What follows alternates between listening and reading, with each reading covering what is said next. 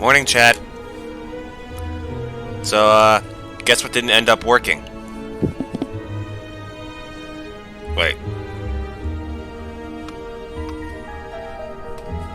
Hold on.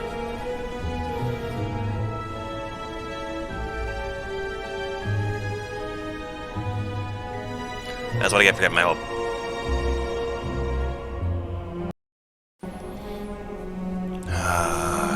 Fantastic.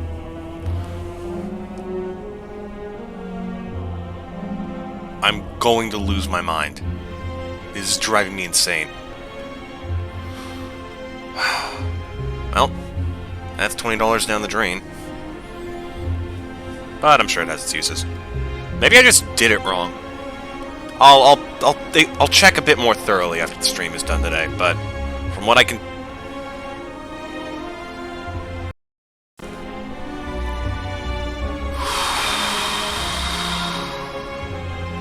What I can tell, it has not been fixed.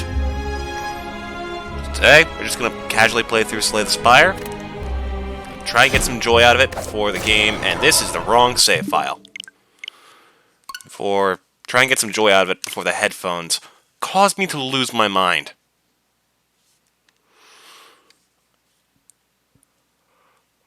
Oh, I forgot to set the output properly. There we go. That's better. Yeah, for all I know, I did it wrong. I'm pretty sure I did it right. I mean, it's just pointing the pressure nozzle into the output sockets. Input and output. I can't imagine it's much harder than that. But who knows? I've been stupid in the past. Let's go defect. I love defect. Who knows? Maybe today will turn out all right and we'll actually beat the game.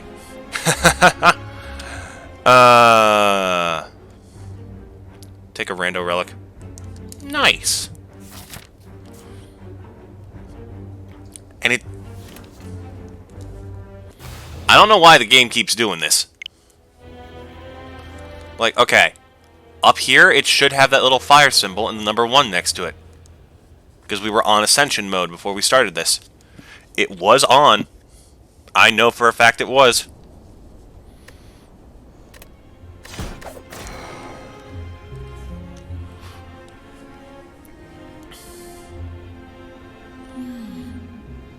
And now it's there.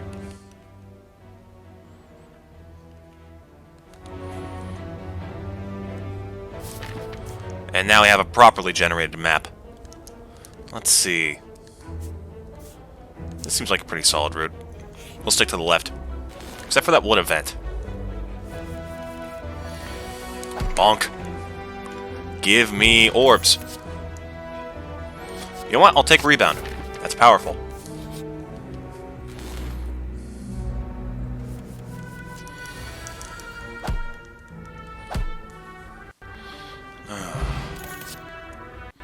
Ooh. Okay, we're getting some weird cards already, but I can work with these.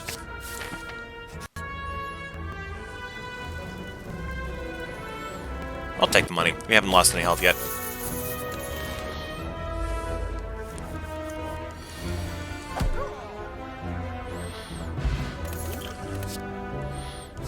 Okay. Sweeping beam or charge battery. We need some defense. Yeah. Plus, that gives us extra energy. That's a very valuable card.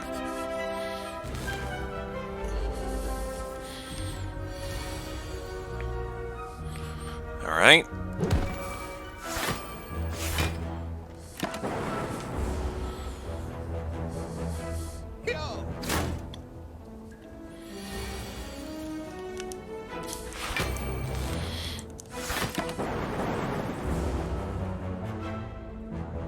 This is going to be a long stream. Not actually. I'm going to be very exasperated and tired at the end of it.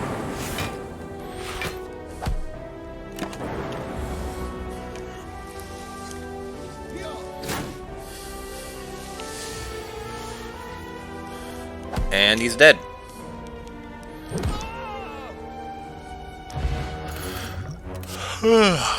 Alright. Rip and tear, 7 damage to a random enemy twice, reinforced body, 7 block X times, or auto shields? We're gonna go with reinforced body, because auto shields is good block, but it's very situational. Also, if we have frost... Actually, no, this works really well with frost, because that happens after our turn. Still, I think this has theoretically more value. Just for its versatility. Okay.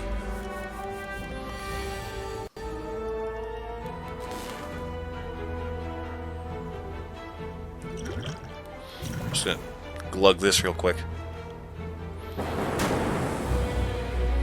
And then, bit extra damage. Then once I draw most of my physical offense cards, I'm gonna pop Flex.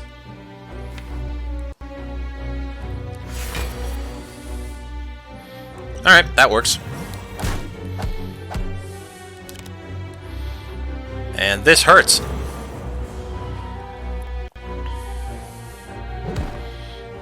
But that is a good position to be in. Charge battery, more block. Keep it going. We can use this. We do have something of momentum going for us at the moment.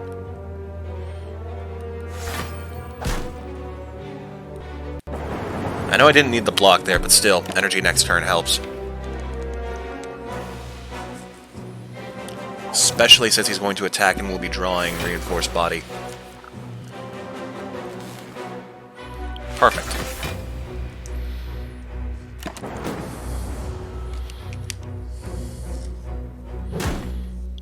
Now I just need like 2 or 3 attacks. Or this. This works. Alright. Normal enemies dropping it. I am so tempted to end the stream. I am so tempted for this to just cut it today. We'll take a leap. Good block. And we have a shop before we hit a couple of elites, plus some events. But this could be our only chance to heal. And those elites are essentially back-to-back.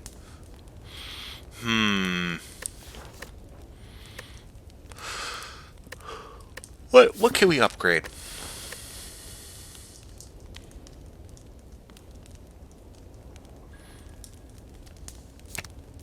Nine block. No longer exhaust you. 10. 12. Make either of these free. We'll take this. Because we're also getting far more cards from combat. Ooh, potions. Take those.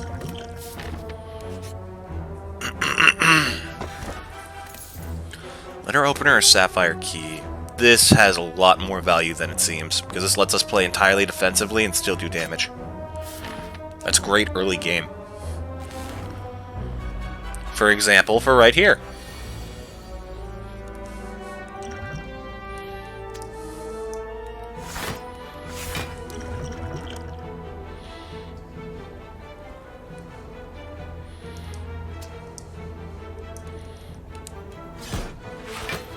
Nice.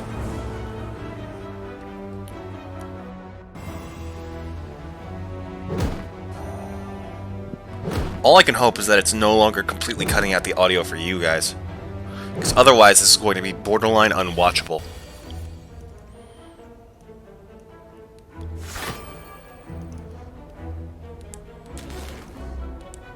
And then 8 damage going out at random. There's an 80% chance for this to kill one of them.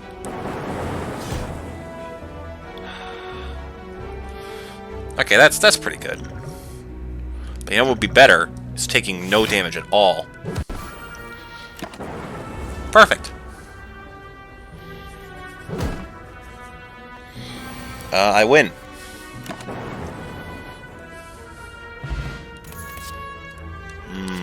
Here we go.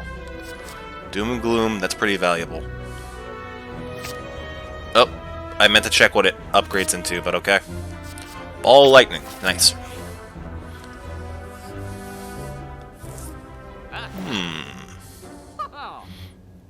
Defrag is always nice, but we do have the kunai.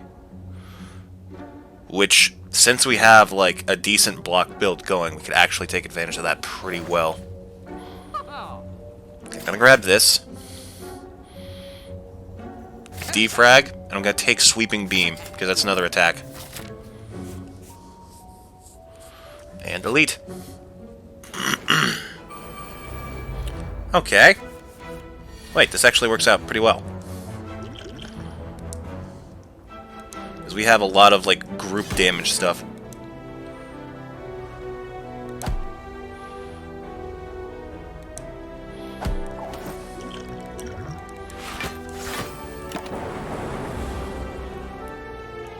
Yeah, actually, we do have a lot of good group damage. We got Doom and Gloom, Sweeping Beam.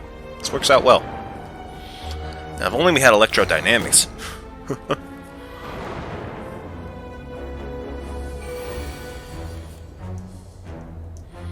Sweep.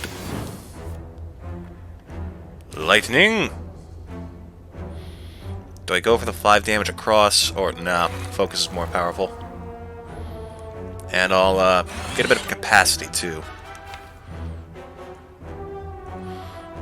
Okay, this is either big brain or small brain, but just get this out of the hand now.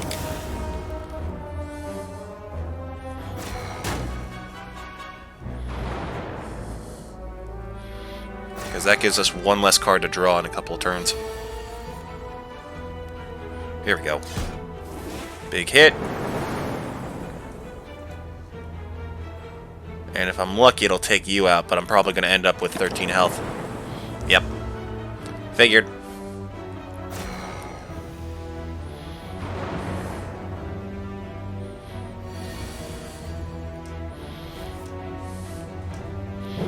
And I win. Not with much space to breathe, but we'll take it. Capacitor works well with what we have, but Loop is also very nice.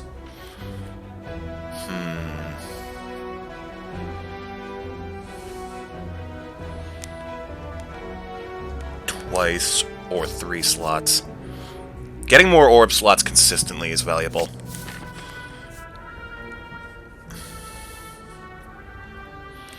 Head here and hope that we get some health. Ooh, okay, I can work with this. What's nice that we can afford to get rid of? Doom and Gloom is okay, but it has very specific uses.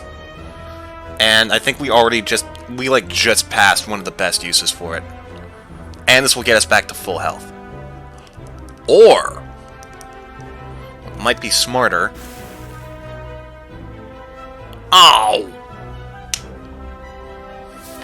Man! Oh, wait, Damn it, I'm an idiot. I thought there was a path between here, the normal enemy, and then the elite.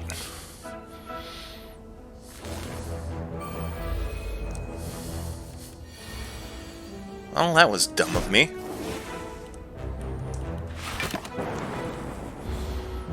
Should have gone with Doom and Gloom. Watch that card save this run now.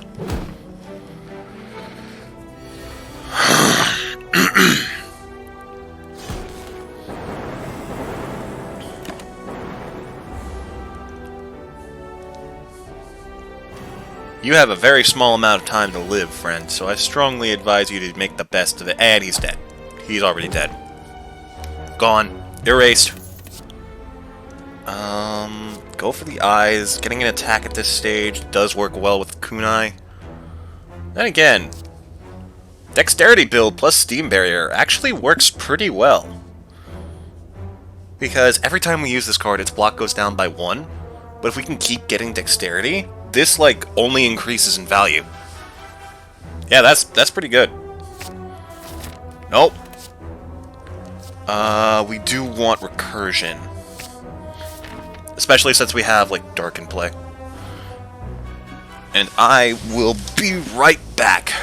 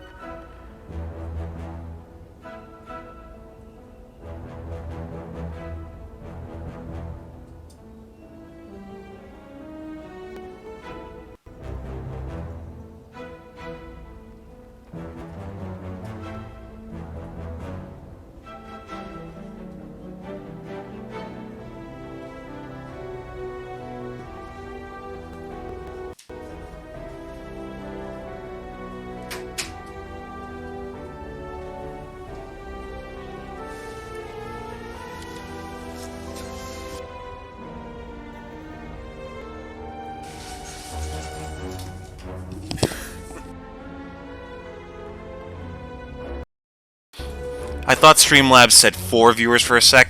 Like, how do I have more people interested in the stream when nobody's here doing anything?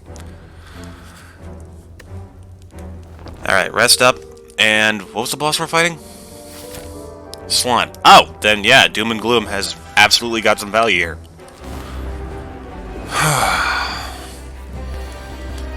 Don't mind me. Just out of shape man running upstairs consistently.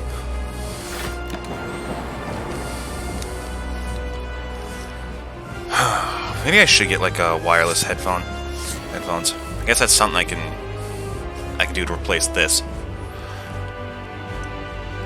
Because like here's the thing, if these things become wireless, then I can just like get up and go around the room at any point in time.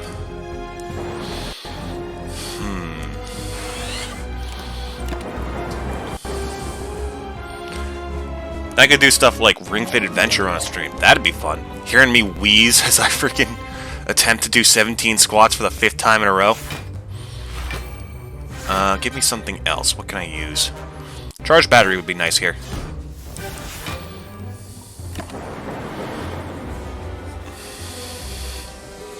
Blunt the blade. Or blade the blunt. If you imagine. I know they say weed kills, but like... Wait, no, they don't. What the hell am I saying? Alright. Damage. What else you got? Dual cast for even more damage. And we've gone down to about 40 health as he splits. Pretty good.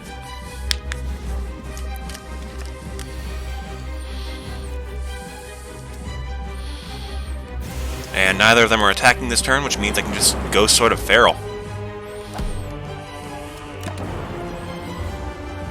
They're both about to split, but neither of them have done it quite yet, so that's really good, actually. That is a lot of slime in our deck, though. Oh, perfect!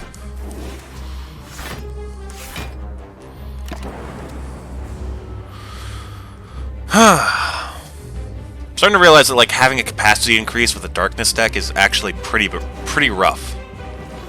Unless you have, like, a lot of orb generation to compensate. Oh, dear lord, I am in trouble.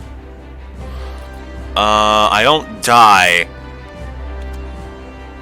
I would rather minimize the incoming damage and maximize the outgoing damage. You are doing the most, so get rid of you.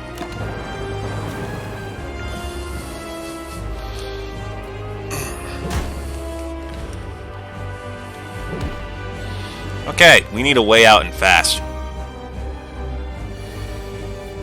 Okay, 7 damage coming in, we can work with that. Rebound, recursion. Okay, I'm gonna strike you so that way I only need one of these to hit you to kill. Perfect. Okay, we're good. Pretty much. Yeah, we're good. God, I forgot how ridiculous recursion is when combined with Dark Orbs. What do you got? Multicast! Yeah, I think I'm gonna take that. We already have Dark going for us. That's pretty good. Whenever you open a non-boss chest, open a curse. No longer obtain potions. Okay, so we're basically taking extra energy for a serious debuff. I'm gonna take this. Because when combined with, like, some other relics that we can find later, this could be pretty good. And this will only trigger, like, twice. So it's not that hard to combat if it's not in our favor.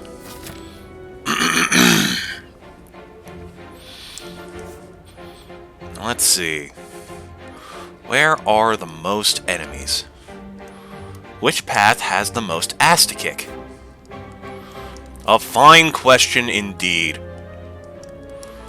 Okay, we're gonna head up this way, hit up 2 elites, then a 3rd, hit the shop, and that'll be the boss.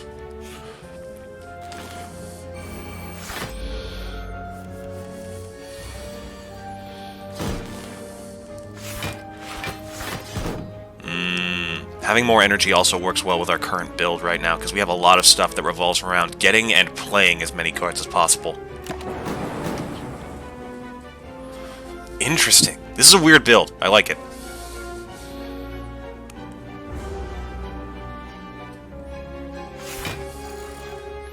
And this guy's just stacking frickin'... just stacking block like crazy. Defrag for more damage going out. Sweeping beam, give us some options. We'll take block as we slowly whittle away his defenses. That's a debuff. Ow. Great. 4 times... So it's 9 times 4, 36. Not enough to kill, but a decent amount nonetheless. Also, we have nothing to block with anyway, so let's just go all in on damage. Because now, he's vulnerable.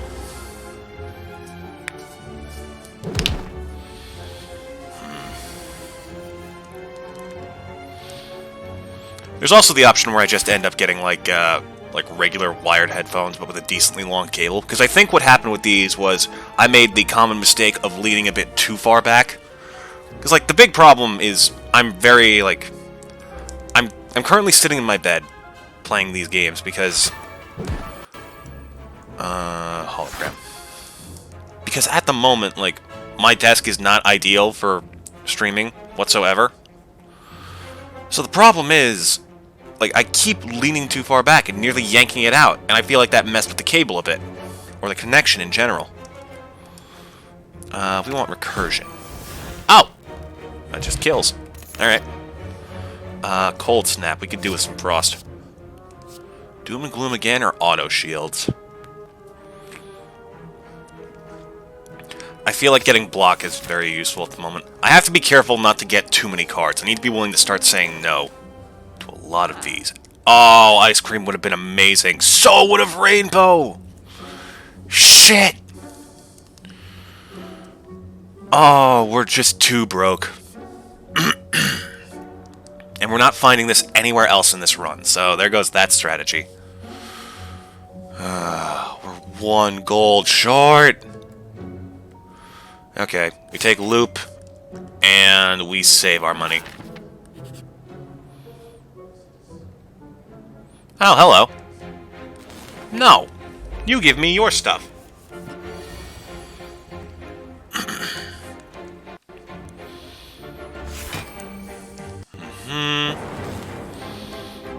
Do what we can to Pointy over there. Alright, he's almost dead. But this guy's about to drop our dexterity, I think. I think that's what he does. Yep, but we can get that back.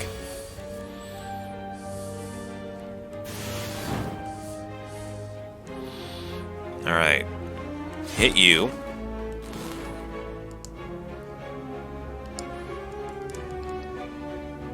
We go with reinforced body. Yes. I could have played multicast there to trigger letter opener. I should have been a bit smarter about that.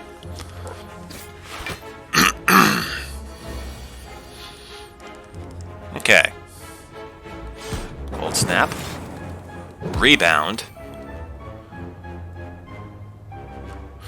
This is gonna hurt. Okay, it hurts significantly less now.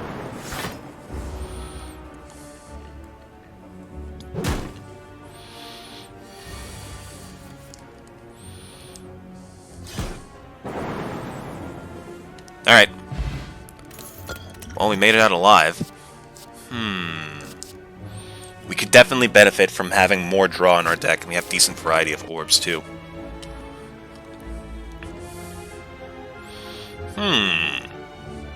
Honestly, getting that consistent damage output plus healing, that's pretty good. Oh, wait a minute. I can trade! Lose Blood Vial, remove all strikes, receive 5 bites. Join us, Broken One, and feel the warmth of the Spire.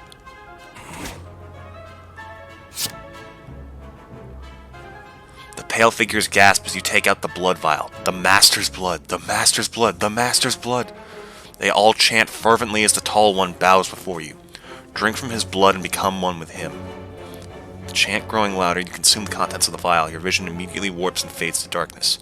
You wake up sometime later alone. An intense hunger passes through your belly. You must feed. So we get the bite benefits without having to lose health. That's amazing! I had no idea! I love roguelikes, man. They're always so well thought out. Haha! No damage from you today. Boink. A boink. And recursion.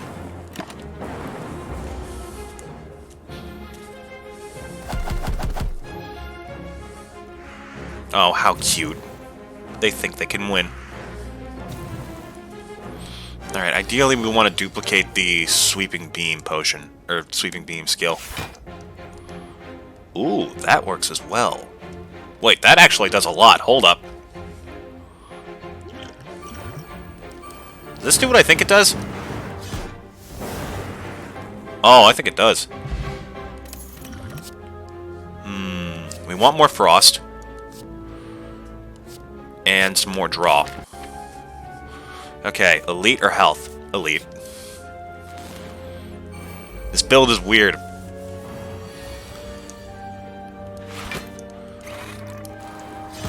Wow, what a setup turn. Holy shit. That turned out really well.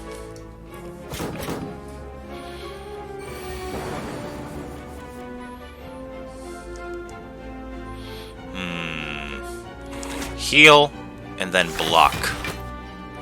Excellent.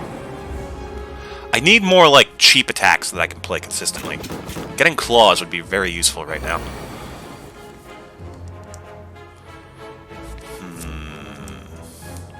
I want charge battery, extra block, recursion, and then zap.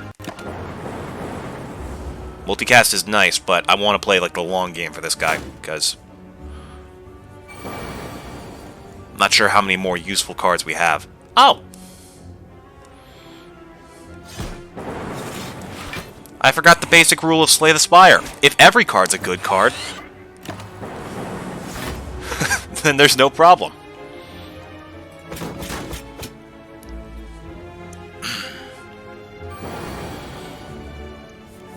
Ooh, okay, we're in trouble. This is very problematic. We will need at least a bit more block than this. Man, unless we could kill right now, that'd be ideal. Okay, scrape, see what we can get. If we draw Steam Barrier, perfect. Then defend on top of that. We're alive. Bite. Dual cast.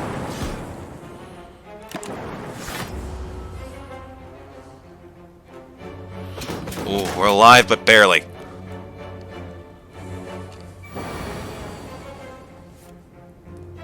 We win.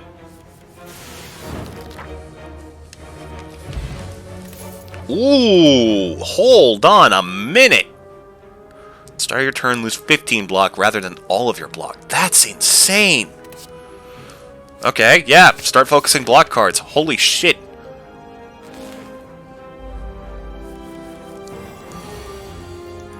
Okay, they're doing a little bit of damage. Ideally, we want a bit of draw, get some block. Perfect. Bite, and a little extra orb, too. Plus dexterity.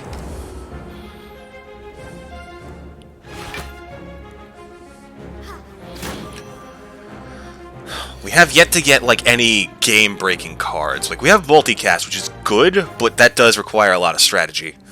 And, like, actual practical application. Okay. Apply this to you. Block, block. Not enough to overcome the calipers effect, but we can work with this. The calipers effect. Sounds like some sort of scientific theorem.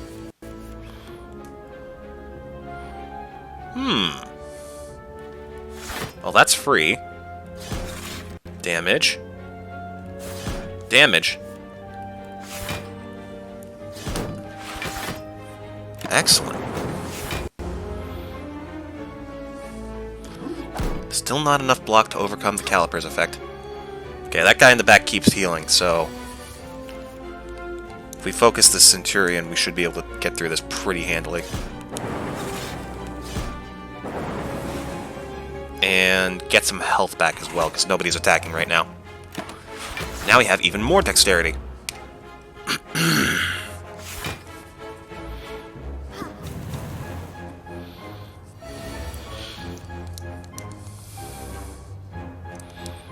Oh, perfect.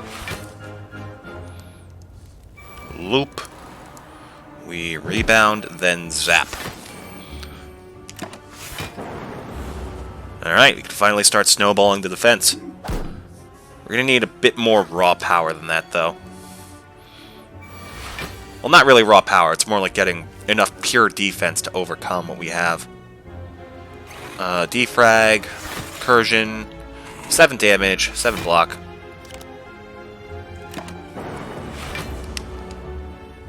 Slowly whittle them away.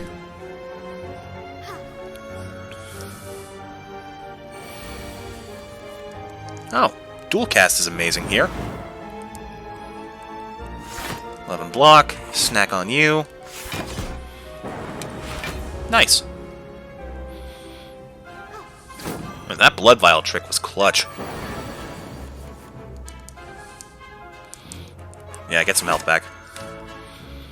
It's one of the few cards that affects fights after this. Buffer is nice, but that is an entire draw slot for a card that has one mechanic and one benefit. Go for the Eyes could be useful. It's cheap, it gives 2 weak, it does damage, and it qualifies as an attack. We'll take it. Blizzard, amazing. Probably should have gone with Melter there. I might be an idiot. Alright, what do we have? Bunch of problems, that's what. Dexterity. Charge battery.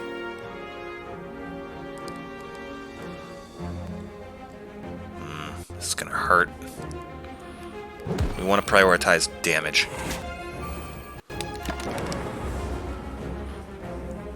Definitely want to focus it on one of them.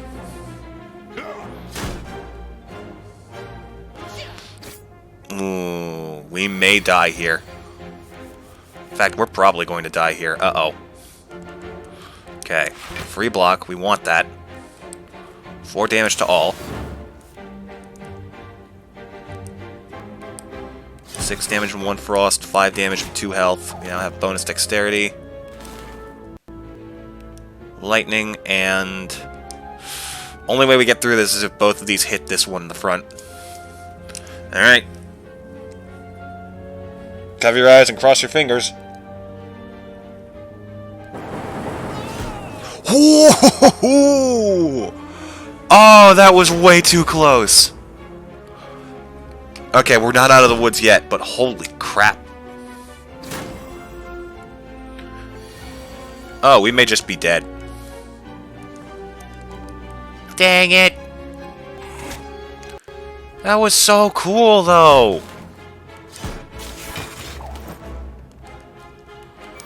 Yeah, I definitely screwed myself. I littered my deck with too many low-value cards. I should have, like, gone for more, like, big ones.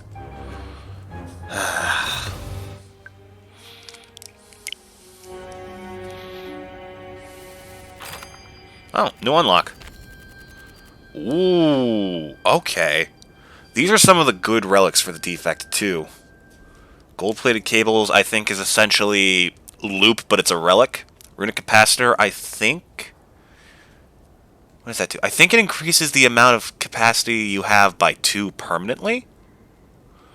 Either that or you start with 1 focus. But why would it be called a capacitor? Turnip, I have no idea. I genuinely do not remember.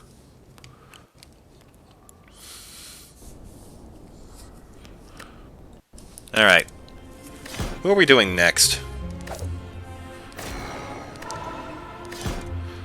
the Ironclad. Okay. I just turned on Ascension mode. You just saw me do that. If it doesn't start me with it, I'm gonna be mad. Okay, it did. Transform a card could be useful, but also money. Let's transform an attack into something random. Ooh, okay. That's an amazing one to start with. Which path has the most elites? It's looking like the one on the left. Yeah, that's pretty good. A lot of regular fights, too, so we can take advantage of the Ironclad starting relic.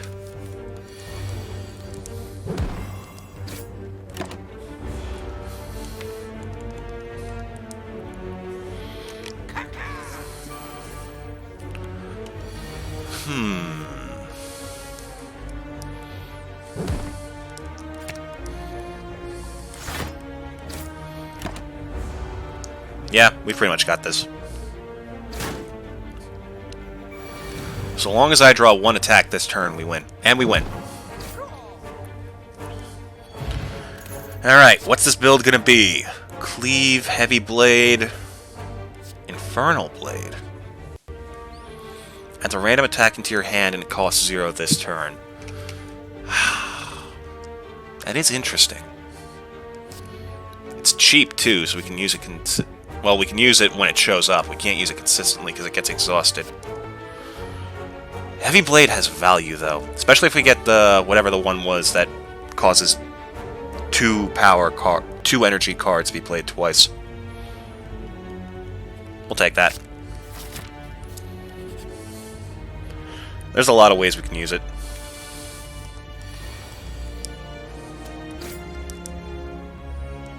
Get rid of you.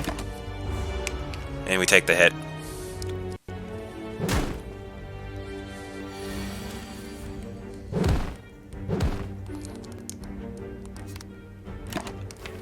And we win.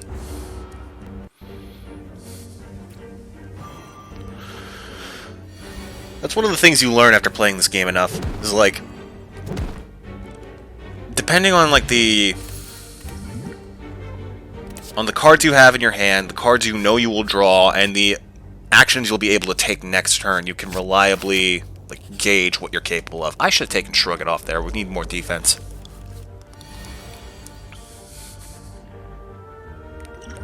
Here, catch. Take the 8 damage, 5 block, and this'll just go its own way.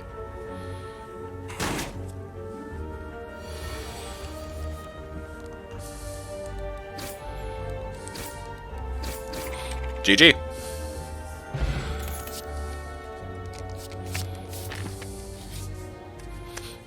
I'm finding some heartburn today. Or acid reflux, whatever you want to call it.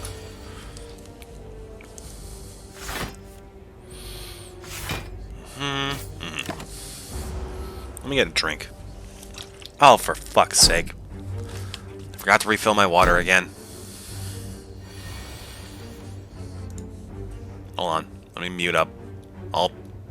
I won't leave, but I will at least drink. I need to be careful about muting myself before I'm done talking.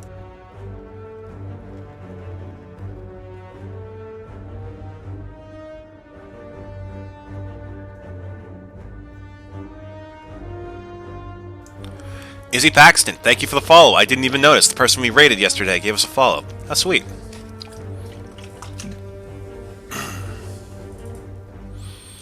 Alright, where were we? Don't mind me, I'm just adjusting the mic. More damage to you.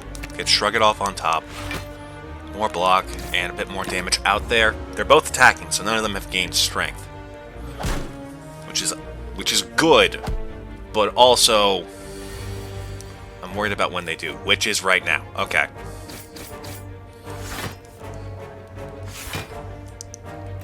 Well, that couldn't have gone much worse.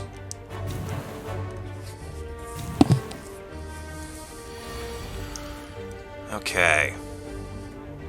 There's a way that we can get through this as effectively as possible. damage you like this. Get rid of you. We're taking 13 damage from the other one, but it's better than taking 18 from both.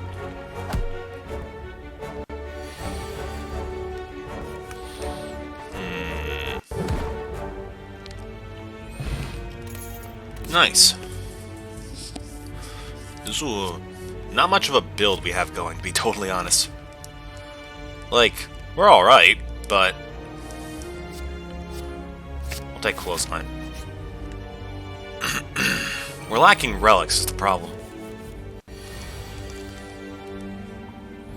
8 block, 1 draw, 5 block.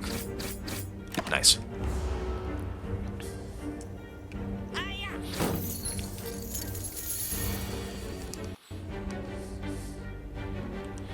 We'll do 9 damage here. Put Shrug It Off on top for a block and draw next turn. And we negate his attack.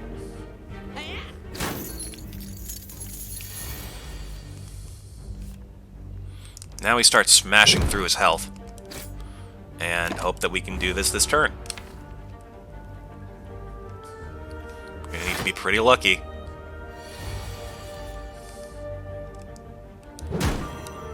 Good. Guess that didn't need much luck after all. Okay. Whenever a card is exhausted, draw 1 card. That is, I guess, useful for a build. True Grit, 7 block, and exhaust a card at random. Let's go with Headbutt. I'm not sure if I want to commit to the full, like, exhausting card build just yet. Also, give me a power. Ooh. Combust in demon form.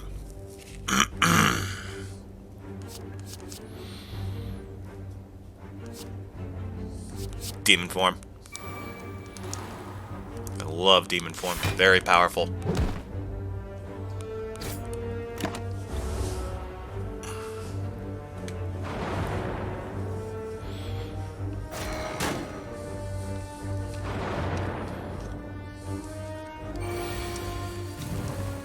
Alright. More damage, and as much block as we can get.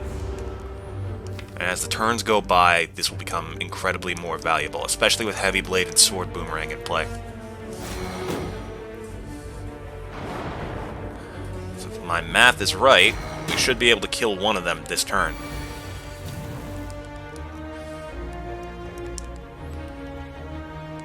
.26 damage to you. 8 block and additional draw. There goes Sword Boomerang. Damn it. Well, okay, we only take 1 damage this turn. But also, we have a lot of days to draw. 10 out of 15. 10 out of 25 our cards are going to be effectively useless. Okay, max damage on you. Let's only do 12. Oh wait, we can take you out.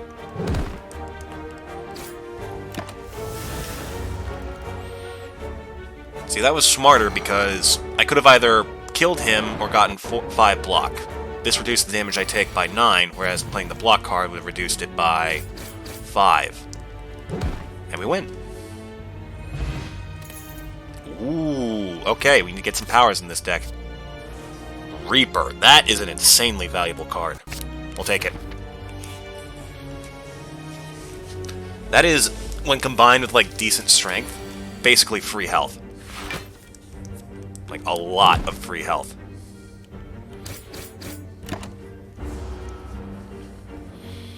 Or vulnerable. That's... I didn't even think of that. Alright, Headbutt. We want Sword Boomerang on top. We do have Reaper coming. But he is also going to try and screw us. Because this turn we can't play attacks.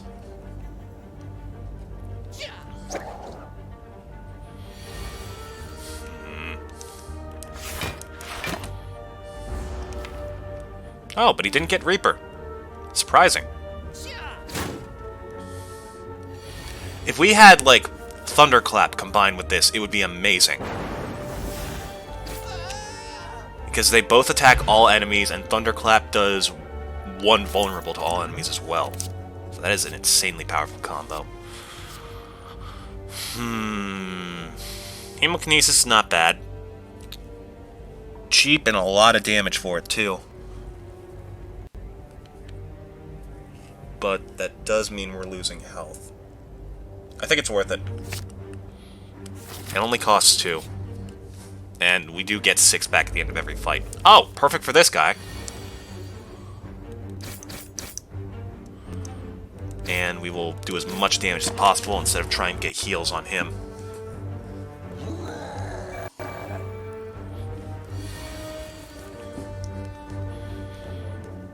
Here's 15 damage. Here's 14 damage. And I'll take this hit. I'll save the block potion for when it really matters.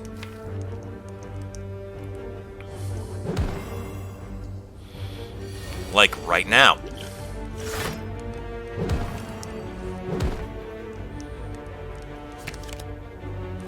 Okay, we've got this next turn.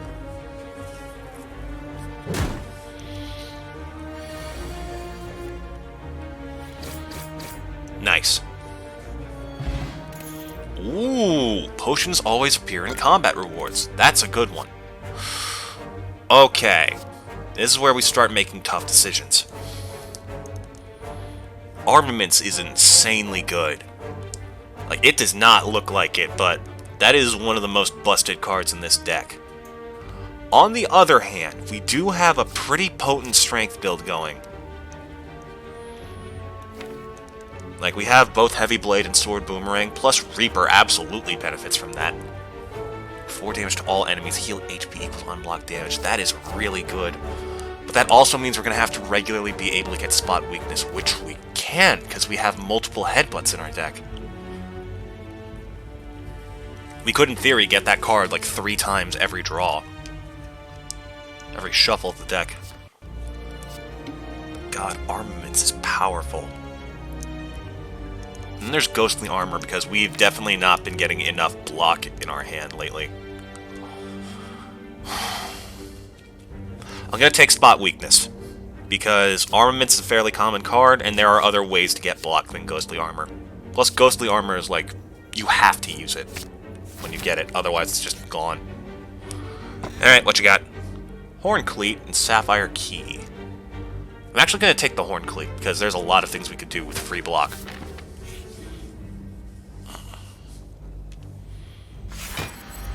Alright. What's your deal?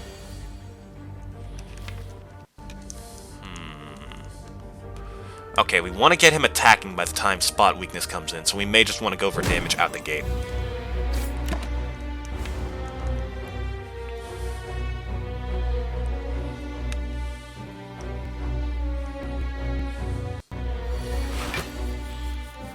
And we get blocked now.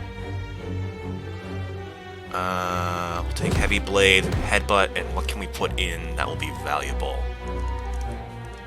Probably Heavy Blade again. Alrighty, Horn Cleat proving its worth. Okay, not ideal, but we can work with it.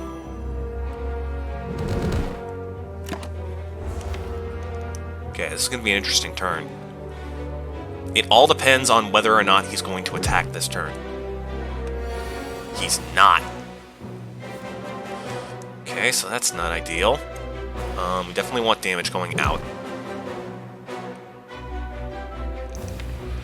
Okay. Ideally, we would like to draw Hemokinesis again.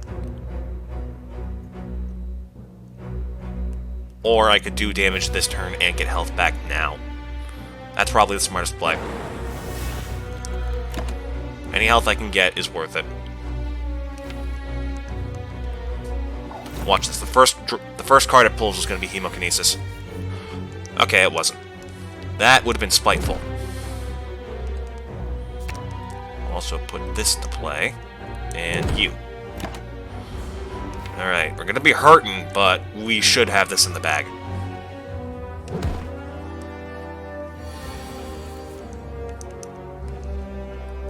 Boink, boink. Ouch. Twin Strike is nice. I'm going to take Battle Trance, though. That's a powerful card. It's free draw, and we don't have many things that draw with this deck anyways at the moment. Oh, well, thank you. That just made my life a whole lot easier.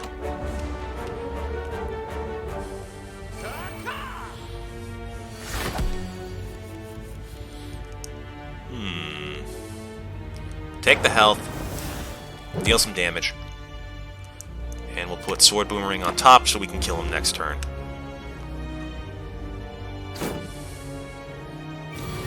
Perfect.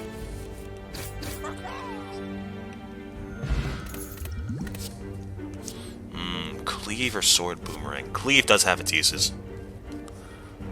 Getting that, like, group damage on this character is very powerful. We'll take it. Ooh, shop. What you got, mister? Let's see. Sundial, Eternal Feather, Orange Pellets, not bad. You do have Entrench, which I kinda like. I'm gonna take that. And Armaments, perfect. And we'll save.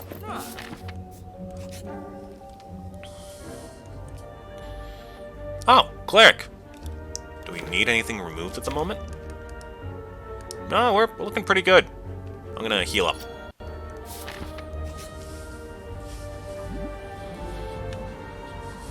Ooh, okay. Don't screw me on this. Okay, that's 3 health. 4. 5. Okay, 6. So, 6, 5, 4, 3. 18 health. Not ideal, but we did get a Molten Egg. Upgrades attacks whenever we add one to the deck. That's pretty good. Not gonna lie. What's the boss? It's Slime again. We can work with that. Okay. Do we recall now? No, we upgrade armaments. The sooner that is done, the better off we are. There we go. Let's do it. I'm gonna pop this too, because I think he has a way to inflict vulnerable, which is definitely not what we're looking for. Okay. Sure, let's do some carnage.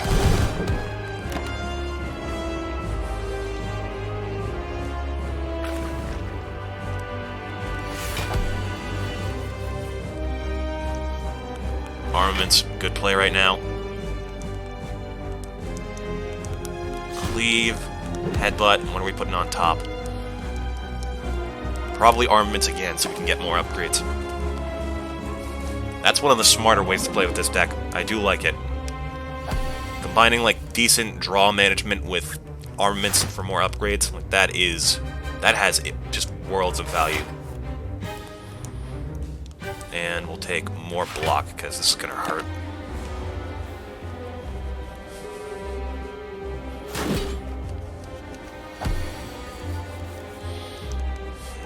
The one time he's not attacking.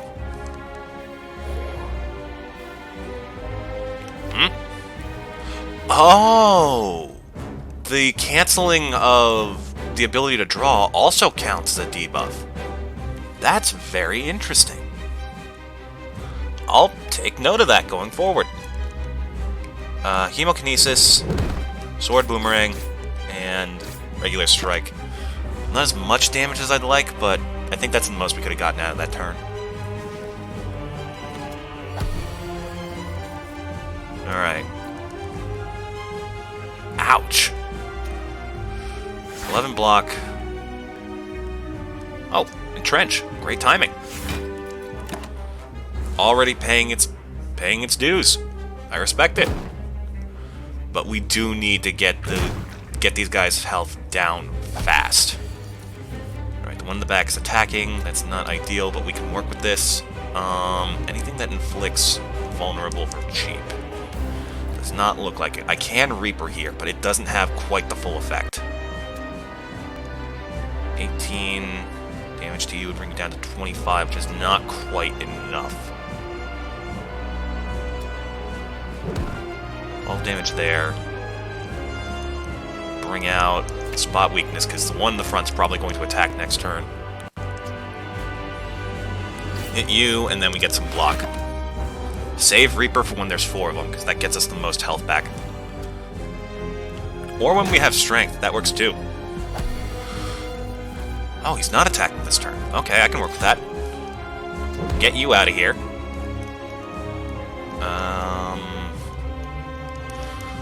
Reaper, because I might as well get some health at the moment. And we'll attack you while we still can. Alright. Oh, he has just enough to split. Oh, but we can use Reaper. That's good.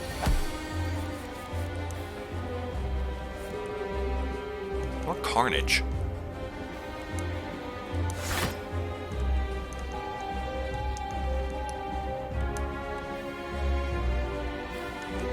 I mean, it doesn't really matter. Well, okay.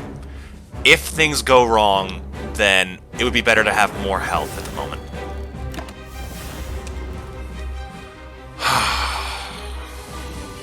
Play smart. Don't run the risk. Yeah, if they had both attacked this turn, I would have been in a lot of trouble.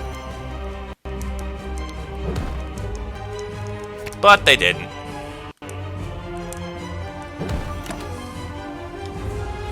And we get out of this pretty much intact. And you really like just cutting my defense down to nothing. Oh! The Hourglass got him. Okay, what do we have? Limit Break could be amazing. So could Feed, though. We'll take Limit Break. That is powerful. What do we have? Runic Dome. Gain energy at the start of your turn. You can no longer see enemy intents. Future card rewards have 2 less cards to choose from. That's not ideal. 3 relics with a unique curse. That's not the worst thing for this character, and it's honestly not that bad a curse either. Meal ticket, paper frog. That's very good. Can no longer become frail. I love that. Wow, that turnip is amazing. Now if we can just get barricade, we have a pretty solid build, actually. Like this works well. Just have to be more diligent about hunting down strength. Let's see. Ideally, we want to get that elite on the right, and there's no path that gets us more than 2 elites anyway, so worth it. Make our way up the middle here, head to the right.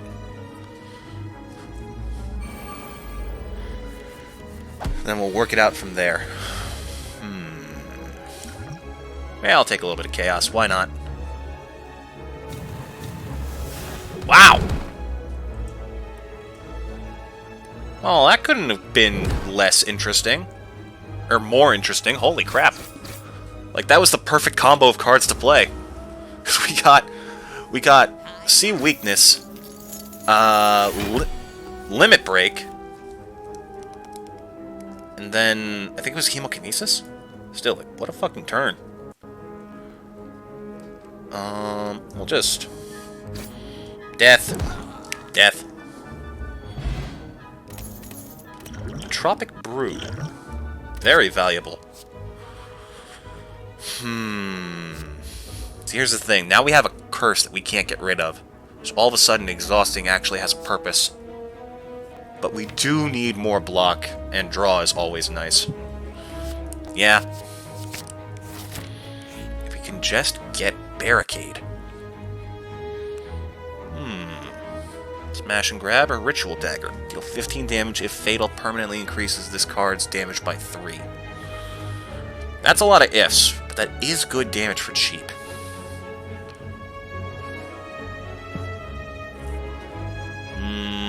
I'll take the money. If we encounter Barricade in a shop, I'm going to want to get it. And I don't want there to be a reason I don't. You know what I mean? Alright, well, let's chuck a bomb at you real quick. Take the bonus strength. 9 damage. And there's nothing I can draw that would be ideal. Yeah, everything I have costs energy, so that would just be a waste.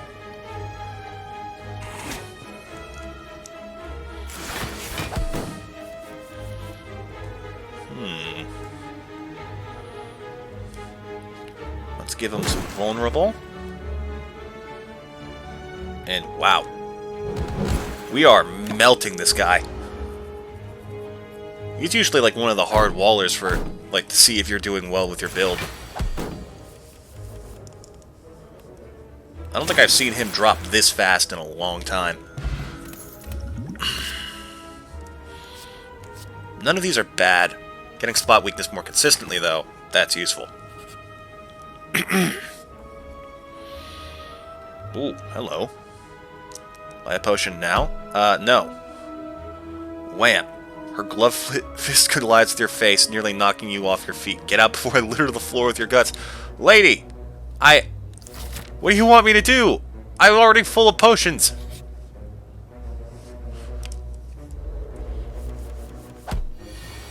Oh. Well, that's useful. You know what? Glug. Glug. Woohoo! Okay, take the 12 here, but I think that guy's going to heal. Nope, he went with strength. He, she, it.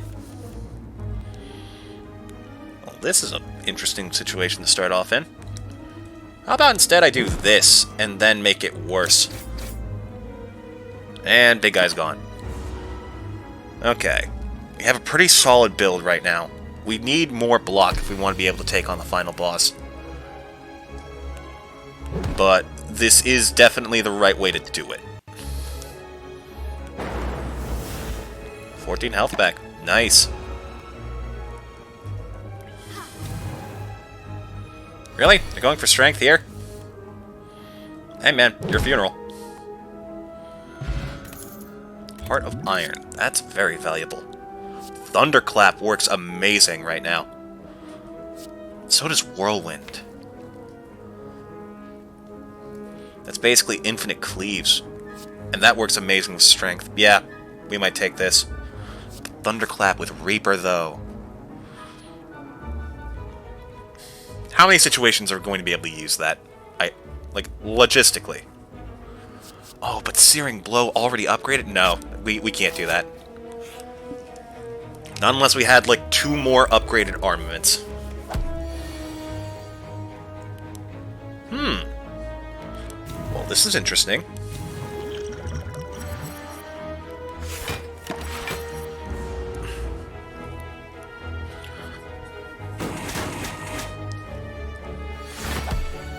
Okay, let's see how badly we can break this one. Not much in the way of defense. Steel's 21. Heavy Blade 32. Oh, I forgot that we start with 14 block this turn. Nice.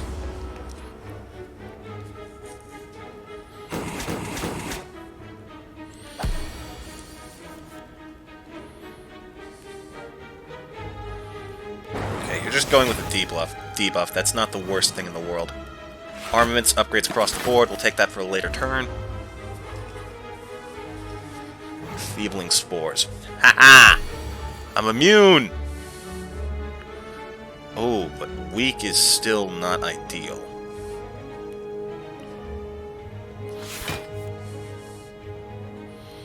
Yeah, we'll use this turn for setup. I probably could have killed with Sword Boomerang there, couldn't I?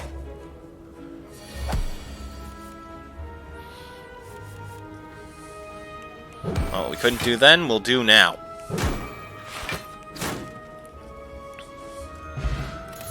Cool.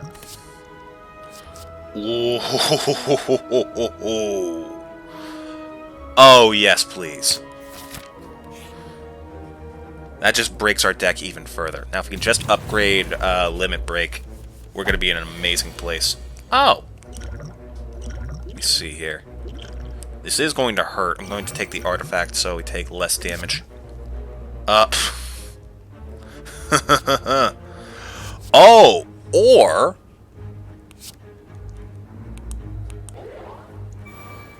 amazing! This will do 24 damage across the board. That's honestly... honestly, if we do that, we don't need to play Demon Form, because this fight will not last long. Yeah, let's do it.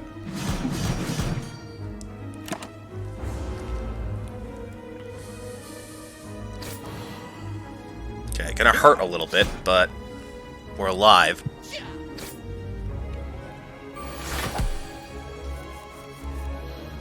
Okay. Give me some draw.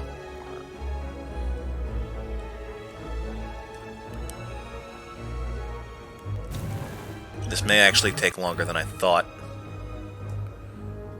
We want entrench now. And we'll do a little bit of damage just to get one of you out of here. Perfect.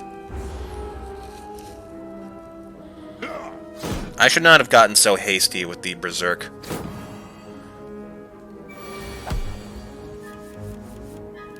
Okay, armaments, block upgrades across the board.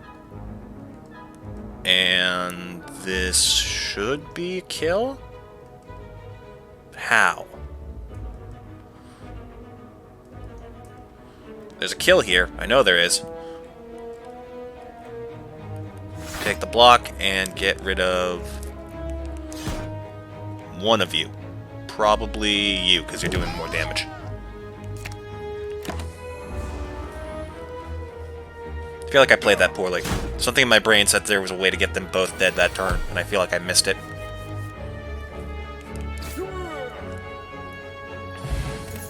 Ooh, whenever you add a power card to your deck, upgrade it. Thank you! Wild Strike does set us up for a lot of exhaust potential. Then again, Sever Soul definitely has its uses. 22 damage, and potentially not exhaust anything if I play smart with it.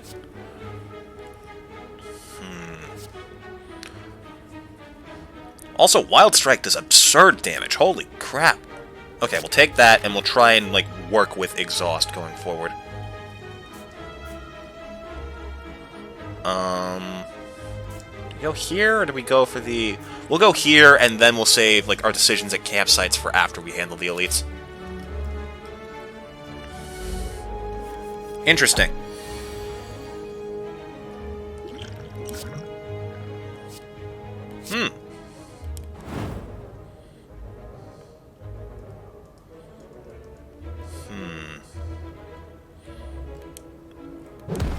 Bash. Shrug it off. Maybe we get something free. Just kidding. We only have one card that costs 0 in this deck, and that is, Battle Trance, which we can't really use that well. Oh, perfect! Well, GG's, gentlemen.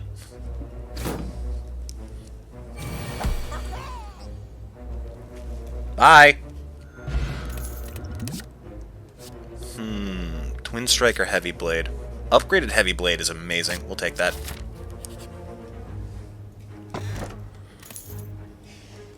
Card removal service now always costs 50 gold. That could be useful going forward.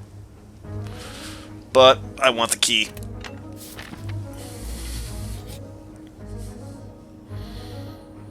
Let's take care of all the keys on this floor, and we can start doing crazy shit on the 3rd floor. And none of you are attacking this turn. Honestly, I'm kind of shocked.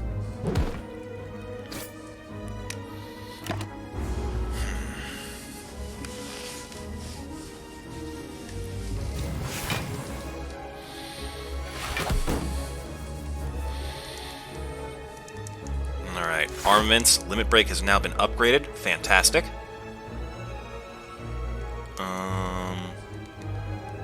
We'll play this. And then we'll get rid of you before you cause any trouble. And next turn he should be preoccupied trying to bring enemies into the field, so we have more time to work with.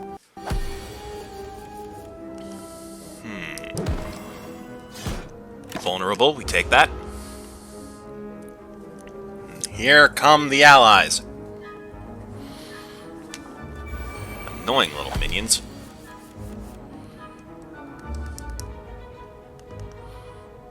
I mean, yeah, I could just kill them all this turn. With major extra damage to the one on the back. Oh, that's right. Paper Frog means that they take an extra 25% damage when they're vulnerable. That's very useful. I mean, I don't see why not. And sure.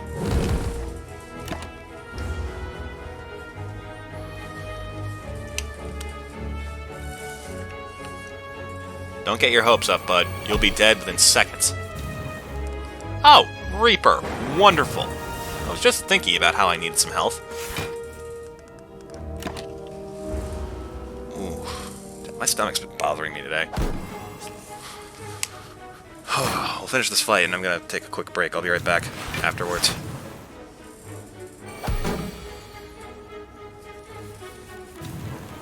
Let's see. Concerning.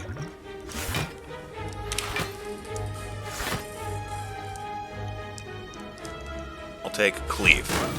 Similar effect, but cheaper. Also, it has slightly more damage. This is gonna hurt.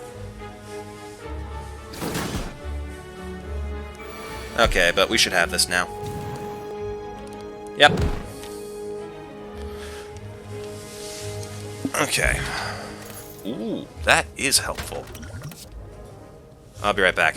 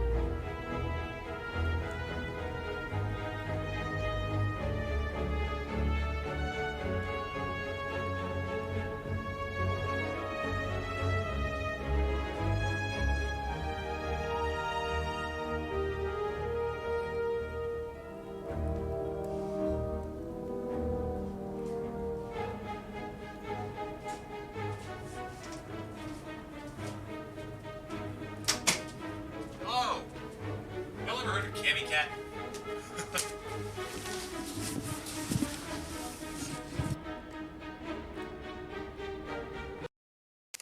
Now on the headphones. Yeah, Gammy Cat is an amazing, like, musician on YouTube. She makes these, like, I assume they're D&D themed, because a lot of the stuff reminds me of D&D stuff, but they're just so good. Hello, Rupture! How long have you been here?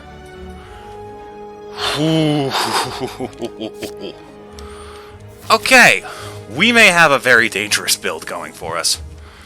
If we can get, like, what is it, Brutality? We are in for... We are in for some serious power. That being said, I would rather we shore up our defenses before that. Sorry, I literally sprinted back up here. Give me a sec. But yeah, like fucking, Also, singing the song that you currently have stuck in your head probably does not help you catch your breath in any way, shape, or form. It's like, one of my favorites from her is Firecracker. Oh, so good. How does it go? There once was a girl who could blend into the night. Her speed was like a lightning, her step as if in flight. Like, I don't know how much I'm allowed to sing as someone else's work. And frankly, even if I am allowed, I don't want to, because I would rather you all hear the song yourself, because holy fuck, it is so good. Ooh, this might work well. Okay, Battle Trance, give me something to work with. That is not ideal, but we will take what we can get. I won't throw Vulnerable on the guy in the back just yet. But it's just, oh, it's so, like, purely magical. Like, it's hard not to feel energetic when you hear some of her music. Like, that is the sign that someone is just amazing at their craft. What do we want on top? Probably something that does good damage like Sword Boomerang. Something that can take advantage of our strength, and then we can hit him with Vulnerable and get as much damage out of this as possible. Whoa, speaking of which...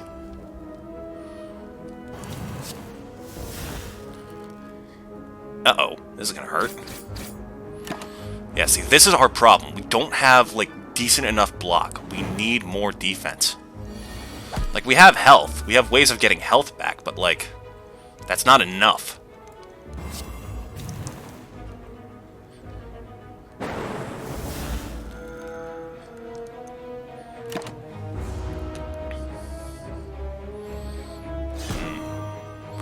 There's, like, a lot of people who make amazing music on YouTube. Like, I've talked about Man on the Internet before. And a Pantsu. Fucking amazing. There's just, like, so many wonderfully skilled people. I don't like saying talented. Is that weird? I dislike the concept of talent, because that implies that that person was born that amazing, which is absolutely never the case.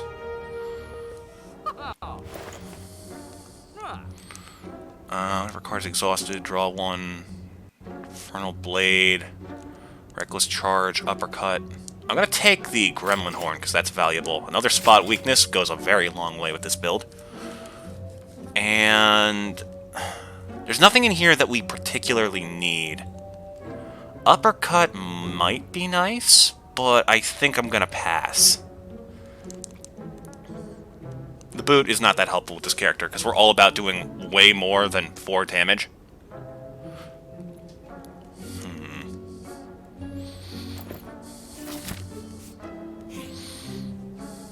Yeah, we'll save our money. Set up this from the get-go. We hit him with Strike and Sword Boomerang. And they're not attacking this turn, so we'll just take our block and keep it. If only we had Ginger. Ginger's the one, I think, that keeps you from getting weakened. I'm pretty sure. Could be wrong. Let's see, hit him with Fear, and we want this damage.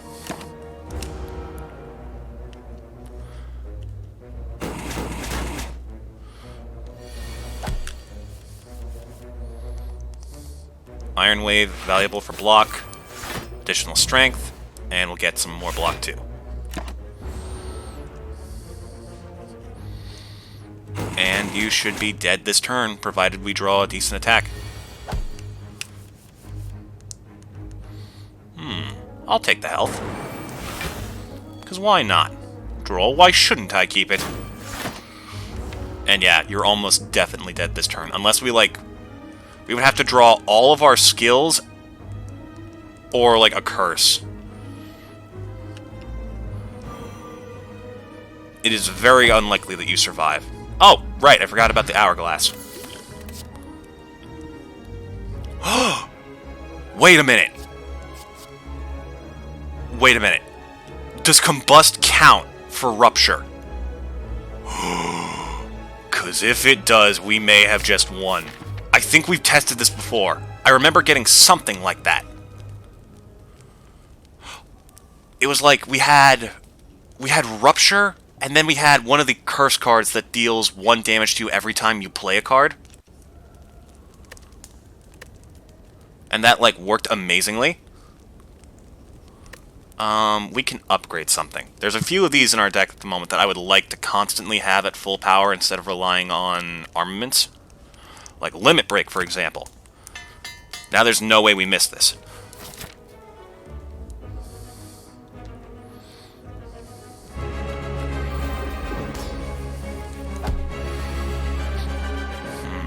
Go with Wild Strike. We Headbutt. Shrug it off. That was actually pretty poorly played, I'll admit, but decent first turn. We got almost a tenth of their health gone. That's pretty solid. I'm not gonna be upset about that. Here we go. Spot weakness on you. Limit Break. And do I go for the damage now? Never mind. Can't use that. Let's block. Survival. You bitch! That's my good card!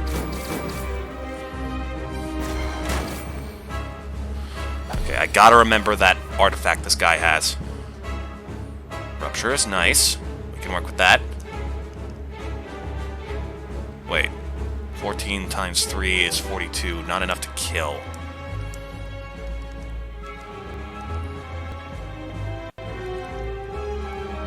Oh, but I think that if I do this... No, I'll have 15. Shit. Okay, go with Rupture. Headbutt. Excellent. We're going to put Limit Break on top of our draw pile for next turn. And we're going to Whirlwind because that puts us in a very good place in spite of the damage we're taking this turn.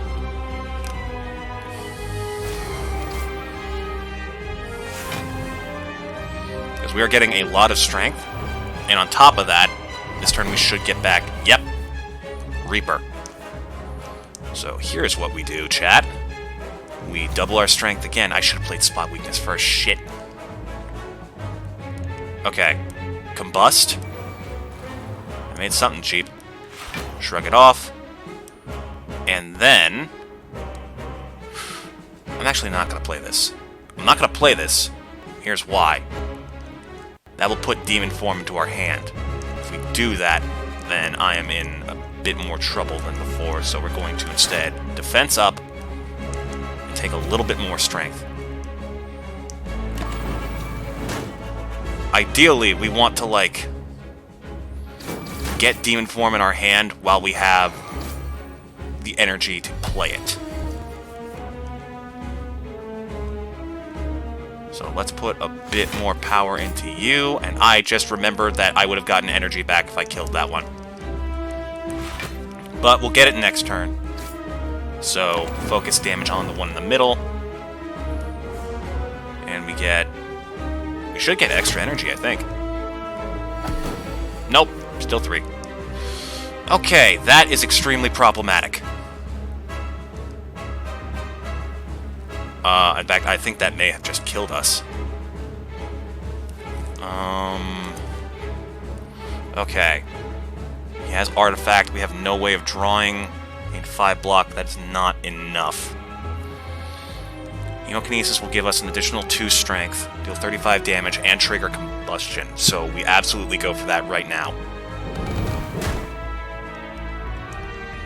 This will do 75. This will do 28. We don't have enough.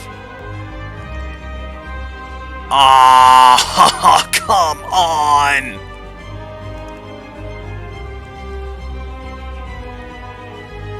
How does it go so badly?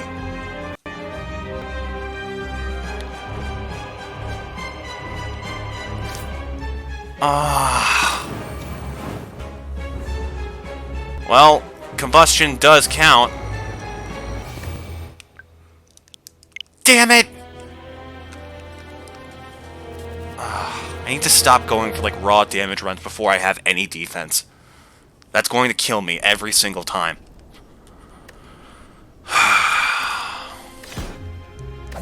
What am I feeling? Defect is always tempting. Let's get the Silence. You know what? We never give the Watcher any love. We did one stream where we were supposed to play them the entire stream, and even then I didn't commit. Don't worry, we'll die fast. I can promise you that much. And we don't have Ascension mode unlocked with this character. That's why. Alright. Got my route. Wait, actually. Nah. Even if we were, like, ridiculously lucky, we couldn't get to them without fighting 3 enemies.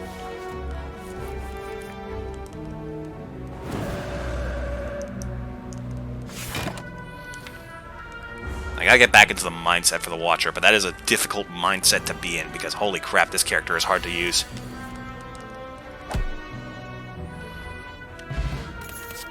Okay, Crescendo or Empty Mind? Empty Mind. We want ways out of Wrath, not ways in. Take the money. Why do I doubt this guy? He's done nothing but give me loads of money every single time. Alright.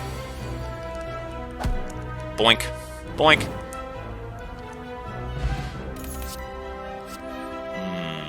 Pressure points or follow-up. Pressure points is a weird card. The more of it you get, the more ridiculous it gets. I'm gonna take this. I'm gonna take this and see how well I can apply it. Because I don't think I've ever done, like, a pressure point build correctly.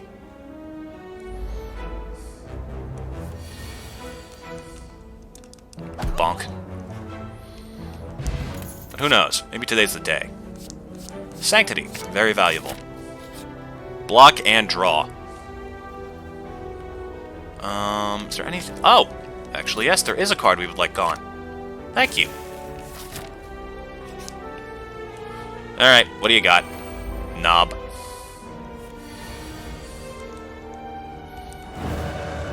Energy. That's a lot of health gone out the gate, but unfortunately we don't have much in terms of attack power. Oh, pressure points counts as a skill, even though it does damage. Interesting. Ideally, we want to draw Empty Mind. That works.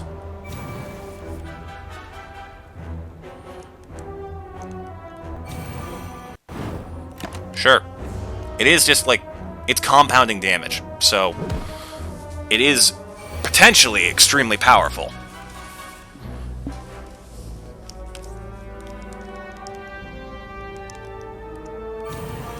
So now he loses 16 health.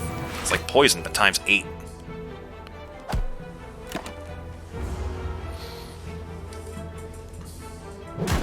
And it doesn't tick down either. That has a lot of potential. Curious. Strike and Eruption. Eruption's a good one to get an upgrade for. Judgment, Collect, Empty Body. Empty Body's good defensively.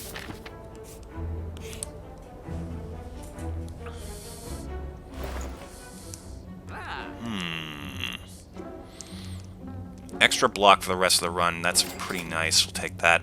Halt. That has value. That feels... This card looks a lot better than it is. Because that's at best 5 block a turn, and that requires you to play, like, perfectly to take advantage of it. It's really not that good. But it is cheap, it is a power, and it does give me defense. I'm taking this because it can trigger other abilities.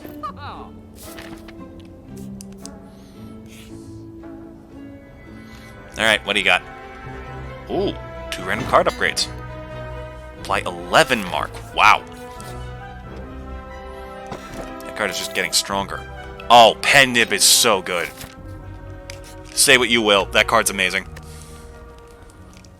Or Relic. Then we have another campsite before an elite, so we're looking pretty good. You can drop a card. We'll get rid of a regular attack. Trim the fat of the deck.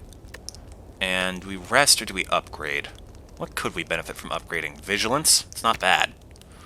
Like water, get some use out of it. We don't have anything that gets us into calm consistently, though. This would be nice if it cost less energy. But no. Sanctity, extra block, extra block. Hulk goes from 12 to 18. That's a pretty good upgrade.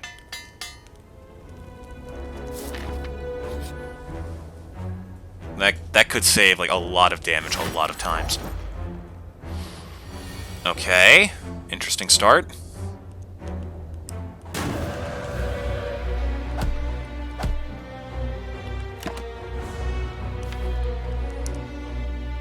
Big, beefy damage. Right out the gate. Alright. Extra draw. We apply pressure points. Additional damage. And take a little bit more defense. So we're getting hit pretty hard this turn.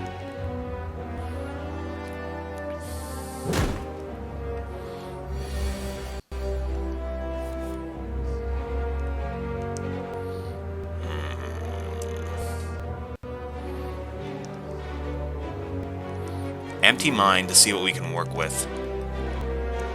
Okay. Pressure points again.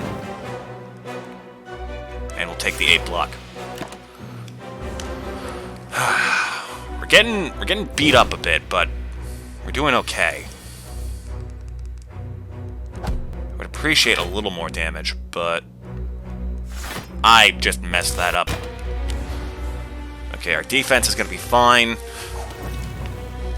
Because we already have the +1 dexterity. And this should be powerful.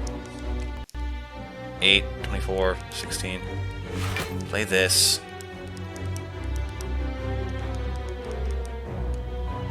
I'm gonna do this for defensive purposes. Because I'd rather take no damage and kill next turn than take some damage and probably still kill next turn. Oh, we win. Wow, that is deadly. Holy crap. Okay, Toy Ornithopter, valuable. Carve Reality does have use. We'll take that. Those cards that you retain through your hand are incredibly powerful. 7 block. You know what, we'll hop into Calm as well.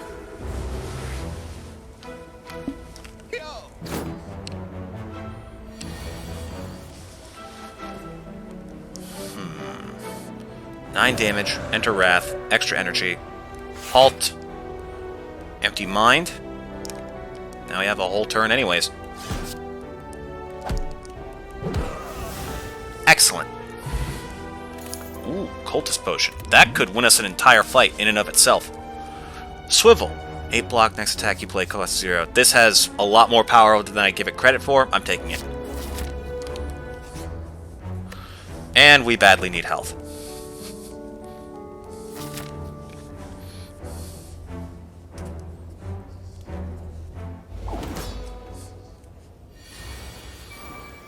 Alright.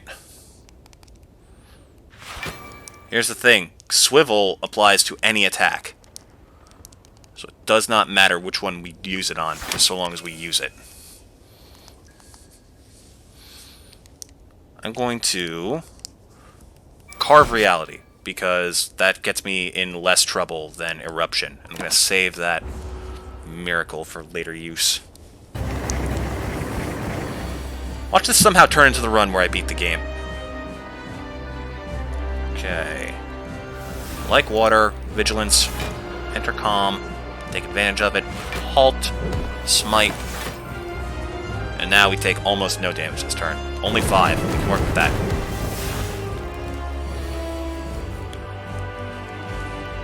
Give me a bit more draw. We apply pressure points. Extra damage. More block. Back to calm.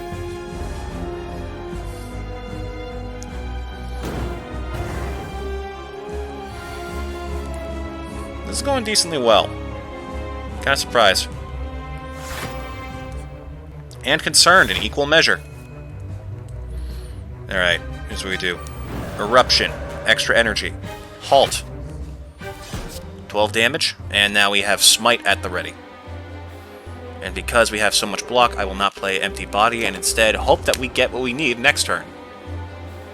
So if I remember right, this guy uses this turn to buff himself. I did not remember right. That's a problem. Okay, we can take 12 damage for now. Deal 60 back.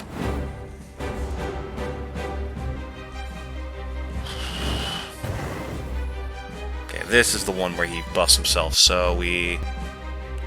12 damage, block, Sanctity, halt? No. That would have been too nice. Oh, we already drew halt, I'm an idiot. Didn't we? No, we did. Okay. Halt now. Pressure points. Empty mind. We are safe this turn. And... nothing I can do that really sets up. Not safely.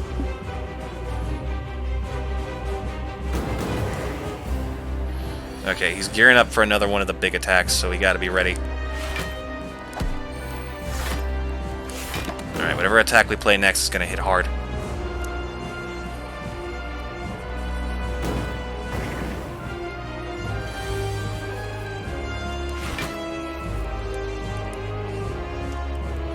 Pressure points, we set up Smite. And we should have this decently in the bag. We're gonna get close to death here, but... we should power through. Ooh, that is not ideal. We have to kill him this turn. And I think we just did.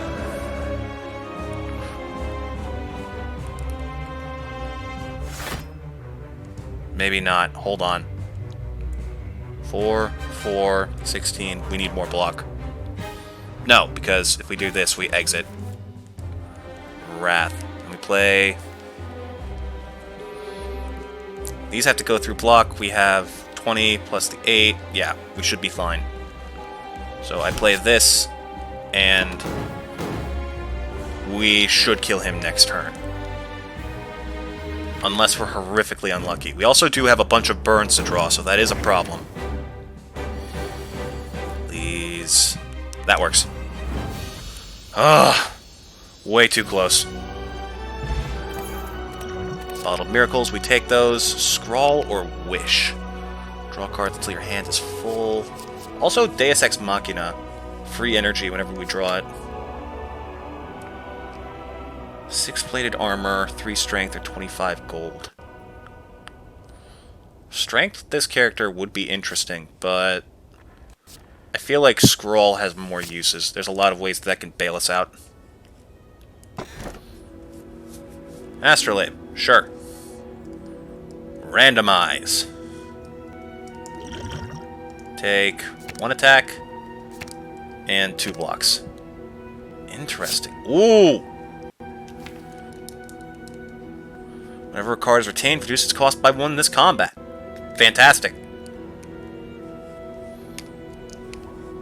That's just, like... wow, that's really good.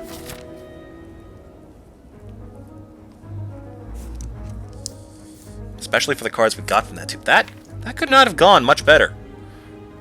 When retained, increase its damage by 5. When retained, lower its cost by 1. Whenever any cards are retained, reduce its cost by 1. Wow!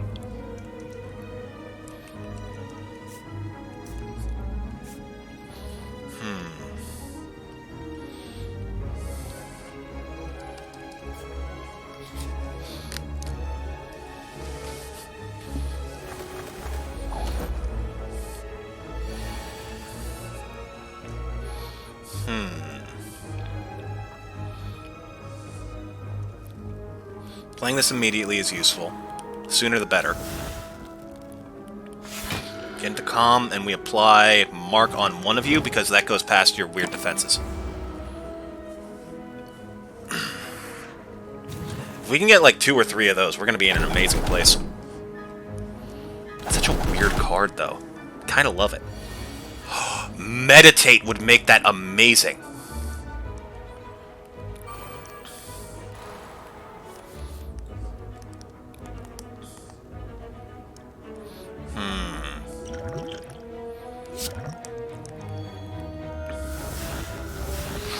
Swivel. This is probably a horrible idea. We halt. Damage. Damage. Smite. And we block all damage they're doing this turn.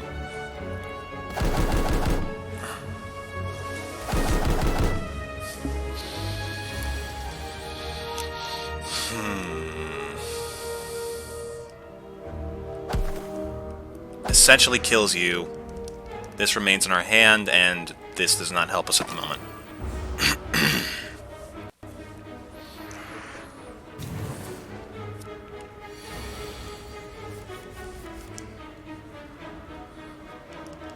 We stack up as much defense as possible, and we can play this now, which very nearly kills. We'll also play Empty Body to get us into a safer place, because all we need is any attack and he's dead.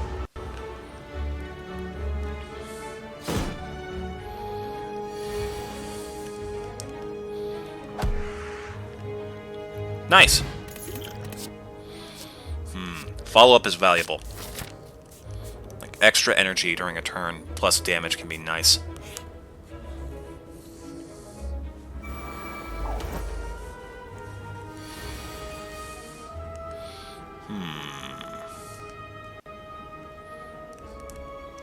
Lead with this. Miracle. Pressure point. Sanctity. And we have this drawn plus establishment, so that's good. Do I go for some damage, or do I block? Should probably do some damage. These guys are only around for a little bit. That being said, if you're not careful, they absolutely can kill you.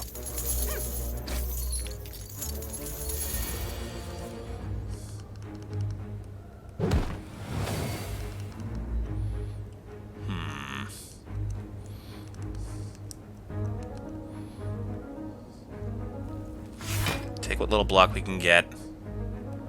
6 damage. 9 block. And I'm actually going to put this on the guy in the back because that gets the most damage out this turn. And the other option we had wouldn't have killed anyways. Now it will, though.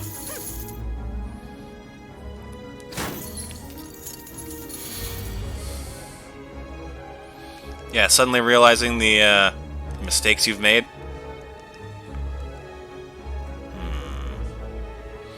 Damage to you. This kills you. And this kills you. Nice.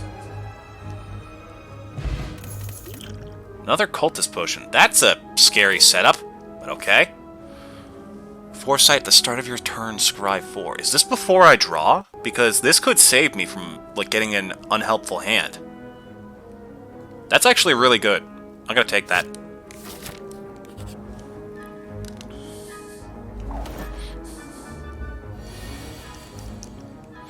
So we have establishment, extra energy, block, draw 2, damage, and damage. We want this guy gone before we want this guy gone. This guy's a problem, but he's not going to be that devastating that fast. I will have to be careful about using skills, though.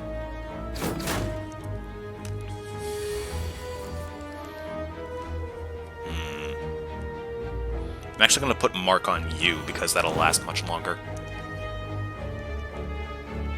Then... Vigilance. Ow! Shit. Miscounted.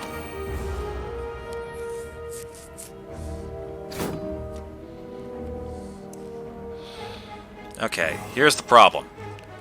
Whenever we play a skill, or anything that isn't an attack, we have 1 dazed added to our draw pile.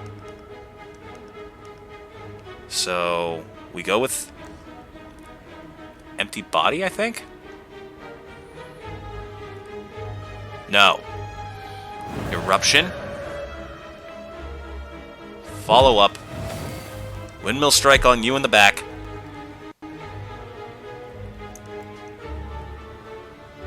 And we foresight, empty body, and that minimizes the stuff we have to draw.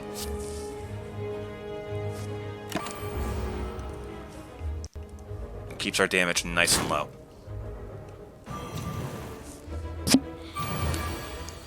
Okay. Oh! Wow, that's helpful! It is before I draw, and I get to see their... Oh... I get to see their intents. I didn't even think of that. Did I? Did I say something about reading their intents? I feel like I may have, and just immediately decided to shortchange myself. Okay. He's going for an attack, so we need some defenses. And this is actually some pretty good stuff to draw. I don't think we need Scrawl. Wow, that's absurd.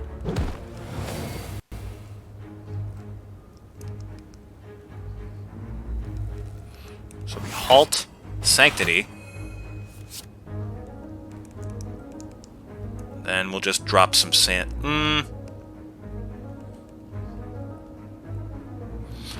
We retain this for one more turn so it becomes cheaper, and then we can do other stuff next turn. Provided we don't draw the 3 dazed in our draw pile.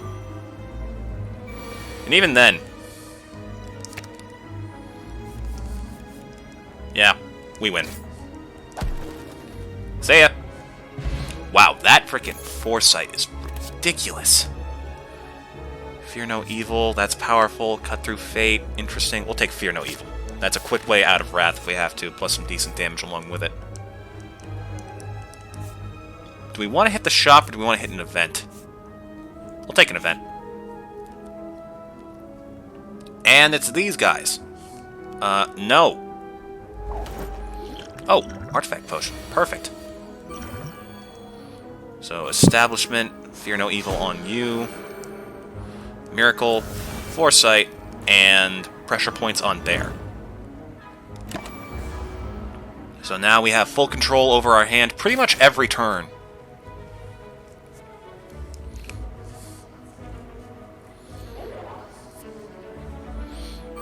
And we have none of the nasty stuff they were planning for us. Let's see. This is pretty good.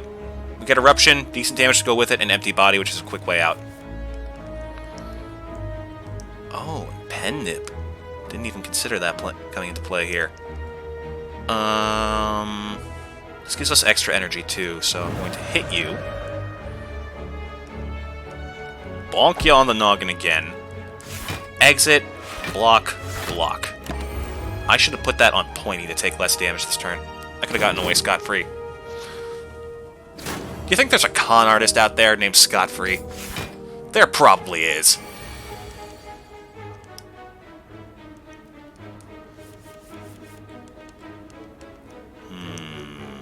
We want Vigilance, Empty Mind for extra draw and energy.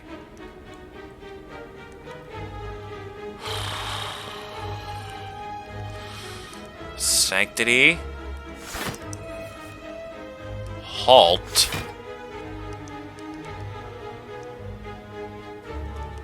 And we might as well get rid of Romeo while we can.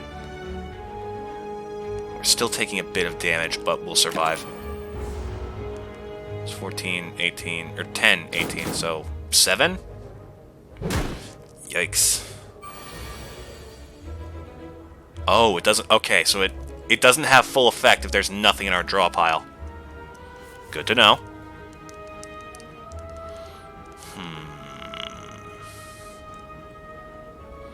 Pressure points. On you.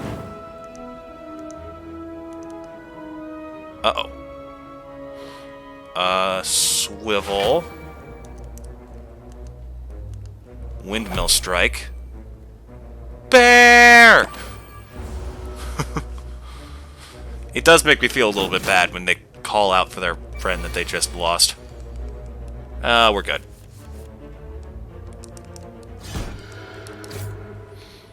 Ugh. A little bit dicey. Flying Sleeves or Flurry of Blows. Bowling Bash is also useful.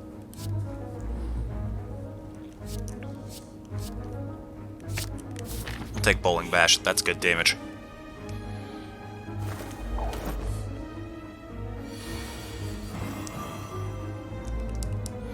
Let's see. Energy. Play Establishment. Vigilance, and we'll pop Like Water as well, so we can take advantage of as much block as possible this turn.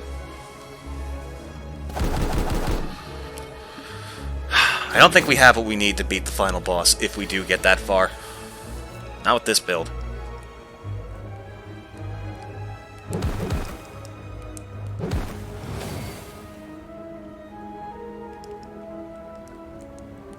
Deal a bit more damage to you, and we can make this work. Maybe not. We might actually die this fight.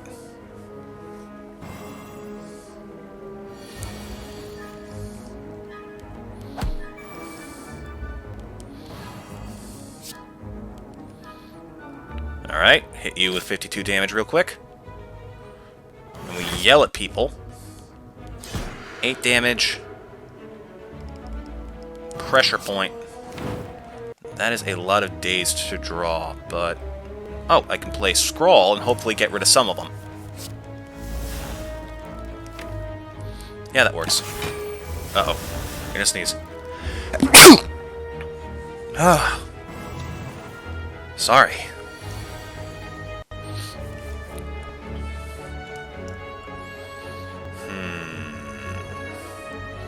Eight block and bonus energy. Pressure points. And this kills. Oof. Too close. Spirit Shield. Gain 3 block for each card in your hand. That has... if this is affected by Dexterity, that's pretty good.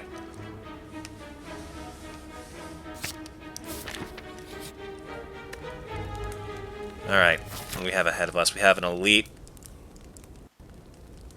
Campsite, Treasure, another Elite. Okay, I'm gonna heal. As tempting as it is... Okay. How much? Upgraded is 4, plus the Dexterity, that would be 5 for every block in our hand, so that could be upwards of 40 block in a single turn if we play smart.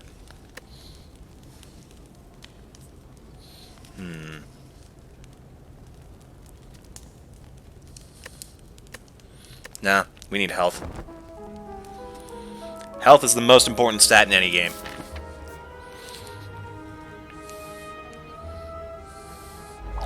Oh boy. Okay. I'm genuinely concerned. I might actually pop like a cultist potion. Or... Wait, this actually works really well with this one. I'll play this first.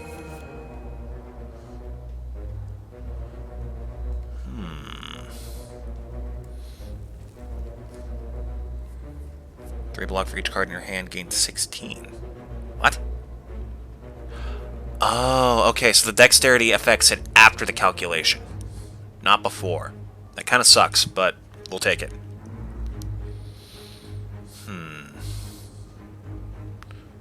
We want 10 damage to you. Establishment. And we're gonna have to get gambling. Please go well, please go well. That is pretty good.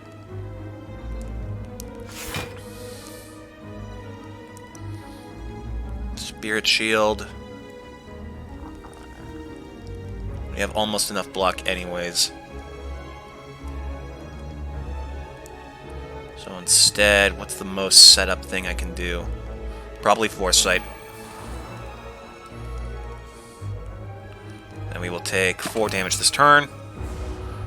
That's pretty solid. Why do I have more health? Oh, Ornithopter, right.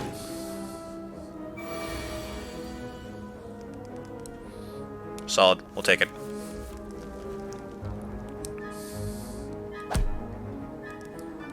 Okay, so if I do this, swivel, extra block, this is now free, and I should probably use it to get rid of you.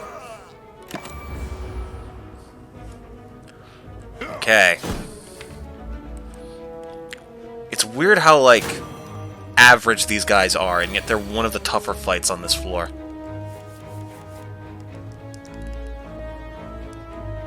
Ooh. 9 damage. 20, 22, 24, plus 20 block.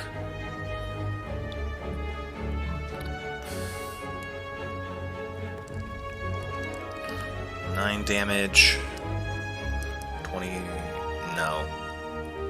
I can't play that this turn. I have to go for a halt and then make do with the little bit of damage I have left afterwards.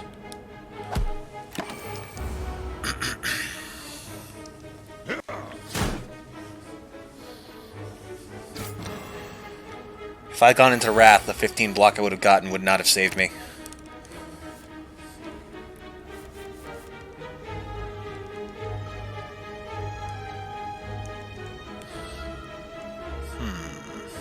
I do this. Ooh. Okay, one of you is getting taken out. That works. Scroll, some of these costs should still be random. Perfect.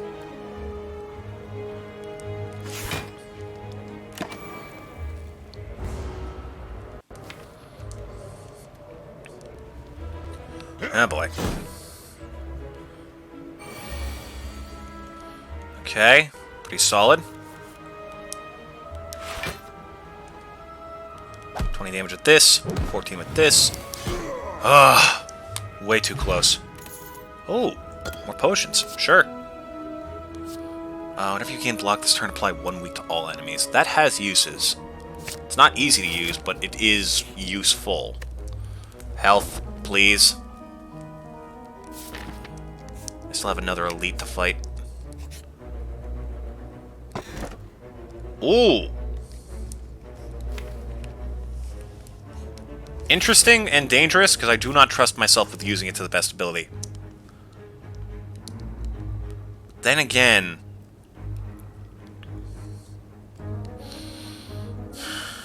we only get one more chance to grab this. This is like a quote-unquote utility thing, but it just lets us roll dice a bit more in our favor sometimes. And it does not last long. So, we want this. We want this, and then we guarantee a better relic later on. That actually has uses. Uh-oh. Walk by an eerie statue holding several masks. Something behind you softly whispers, "Stop." You swerve around to face a statue, which is now facing you. Closer inspection is not a statue, but a statuesque, gaunt man. Is he even breathing? Okay. Do we take the coin flip? Well, I got a bad feeling about this run anyways, so might as well. Start each combat with 1 week. Okay, that's not the worst thing in the world. That could have been way worse. We use our first turn for more setup than anything else anyways. So that's actually pretty decent.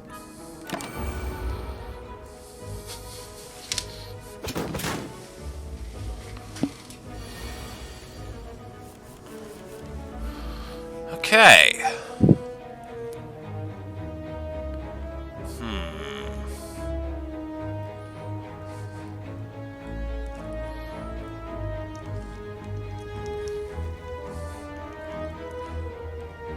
Take Spirit Shield, then Sanctity.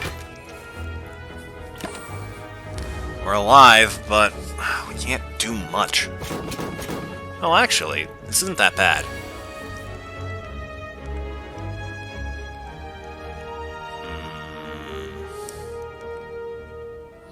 Gonna hold on to this for a while.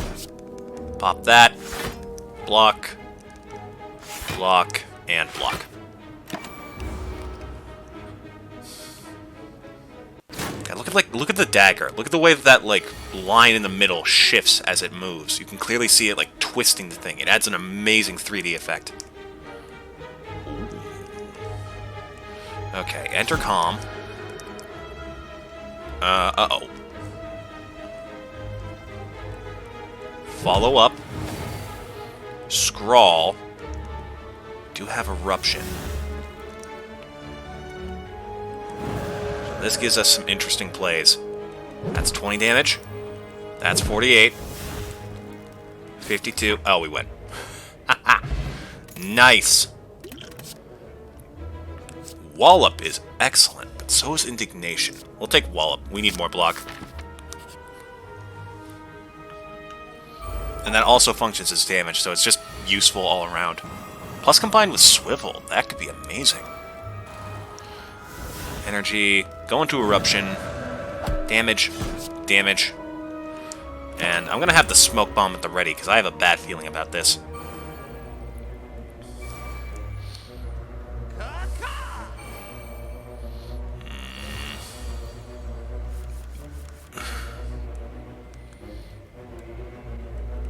Follow up on you, smite you, 20 damage twice, 11 mark, that kills. Then 6 block. Impressive turn, gotta say.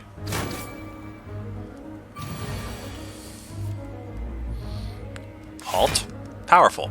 Wallop, also powerful. And our next attack does double damage. So if we get an attack, he's dead. Oh! Actually, he dies this turn no matter what. Pen Nib combined with Wrath is one of the deadliest things in this deck. We're actually going to drop this. Nirvana. Whenever you scry, gain 3 block. That has uses, but I'd also very much like a quick way out of Wrath.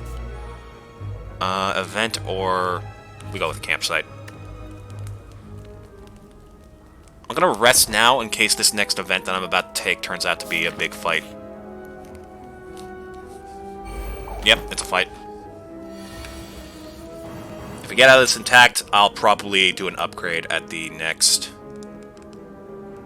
campsite we hit.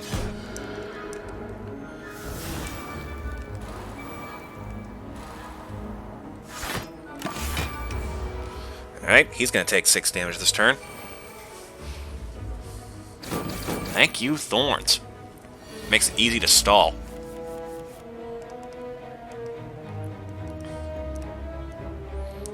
Foresight, we want that. Swivel. We can take advantage of that at a later date. Basically, depending on whatever the heck we draw here.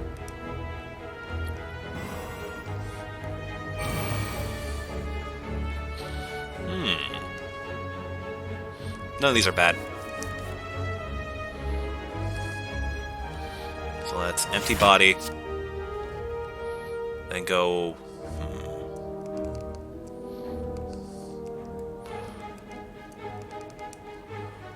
Okay, this does the most because this one's cost will reduce on its own. In fact, it probably is already at 0. I think it's been 2 turns. Or 1. Okay, it's been 1. Next we smite. And we're gonna hold off this turn.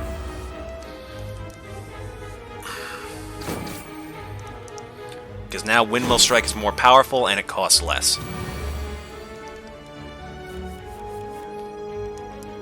So apply Mark to you. Rolling Bash on this guy. We want Tranquility, Sands of Time. Just a little bit of block. Okay, we have a lot of these coming up.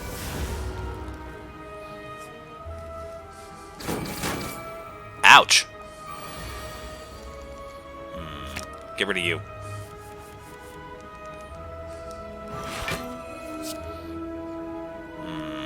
Empty mind. Halt. Windmill strike.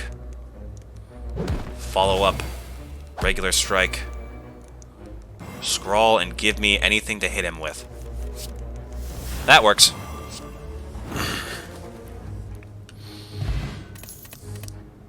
Oh. I guess we don't need a flex potion. Evaluate. 6 block and free draw in the future. That's pretty good. Alright, what are we up against again? The automaton. Something here needs to be upgraded. What about you? You become free. That's pretty good. 4 block for every card in our hand. Nothing else here is quite worth it.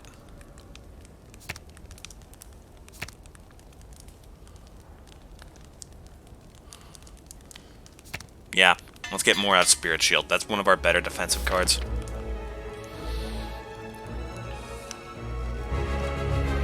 Alright.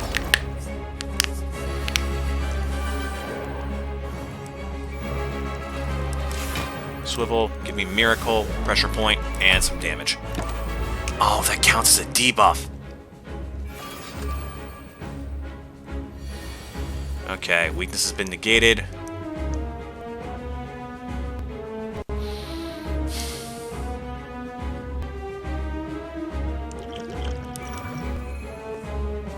This is probably a horribly stupid idea, but...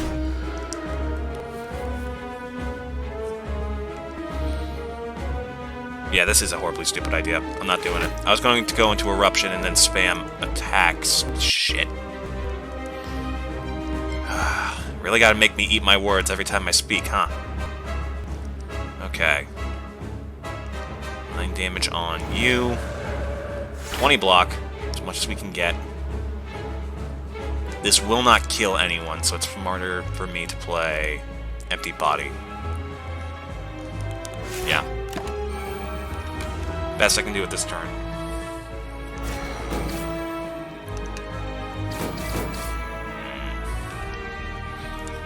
How are we gonna do this?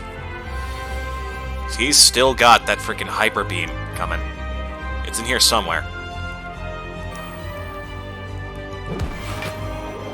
There we go. That does something about both their damage output and his artifact. Hey!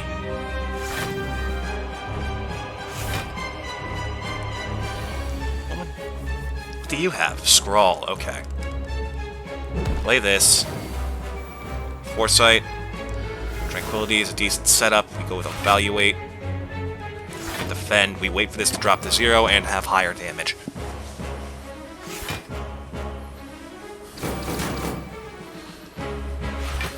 And that's it. Keep beating yourself up.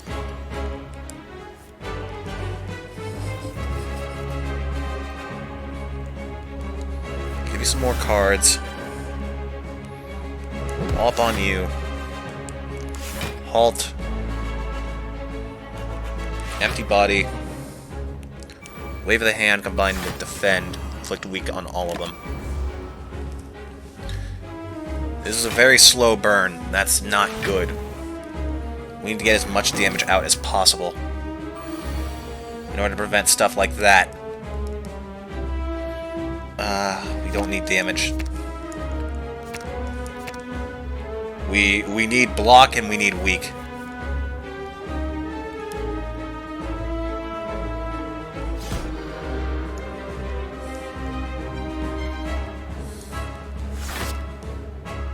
I believe we may be dead. Yep. We're dead. This guy is really screwing us over. Is this the 3rd time we fought him today? Dang. Alright. Well, we've done everyone but the Silent, so let's give them a run. They're all about debuffs. Maybe they'll be able to get past the Automaton.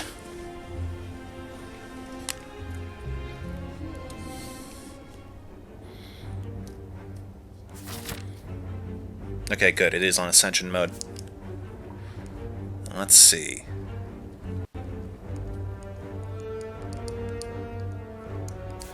Alright, the best route is through here, up past those events, and hope that we can get to the elite with the 1 health left still intact. It's gonna take a bit of luck, though, and today has not been lucky. We haven't been lucky in this game in a while. We've had pretty bad runs. Can't remember the last time we saw Exordium.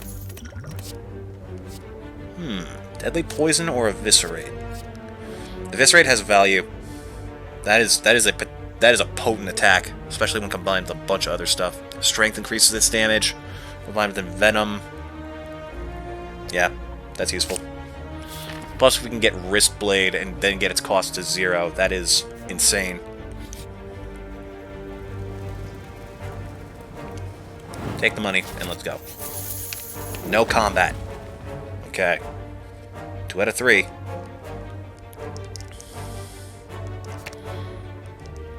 We will always use Neutralize whenever we get it, so that's valuable. Ooh! Okay. So I think this means that we can take care of 1 elite without any real trouble. Where's the good card here? Okay, not that one. Ooh, that's useful. Okay. What's here? Piercing Whale. Nope, not what I meant to click, but okay, it's fine. I didn't want that card that much anyways. I was hoping to find All-Out Attack. Yeah, Malaise is insanely powerful. Ooh, that is early to get this. I'm gonna take that. Ugh. Oh no, wait! You're easy. Ah. This man's died to a power.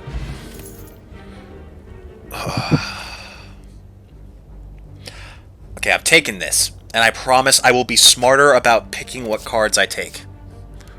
Reflex, amazing with the discard build. I should have taken Cloak and Dagger, because that's unbelievably powerful. Okay, we have 59 health. I'm not too worried. We'll recall. Get that out of the way now, so we have 1 less option later on. Okay.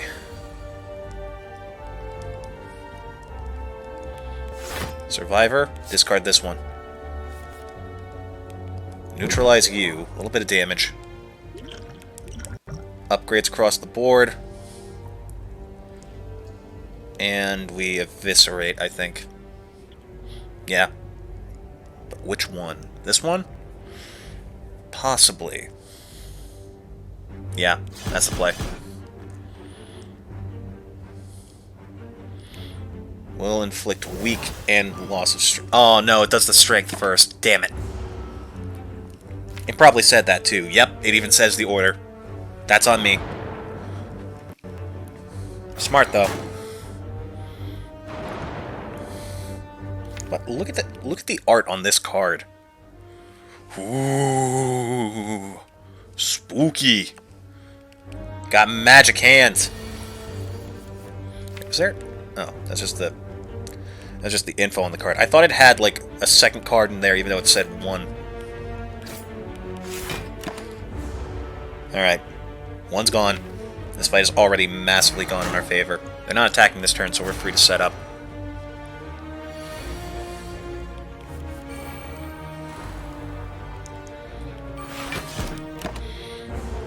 We need to get some energy. We have some decent methods of shuffling our deck around, but we're going to need the energy to play a lot of cards.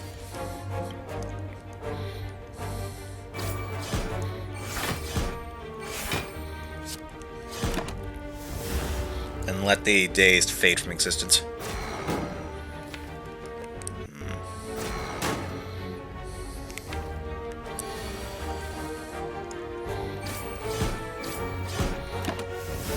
We need to do something in soon, because the dazed are already starting to stockpile.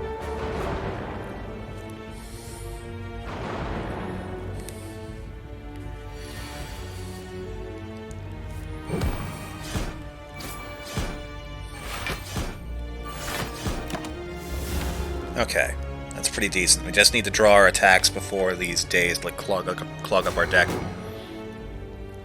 Also, Eviscerate would instantly end this. Ooh, we are lucky this happened on a turn where it's not attacking.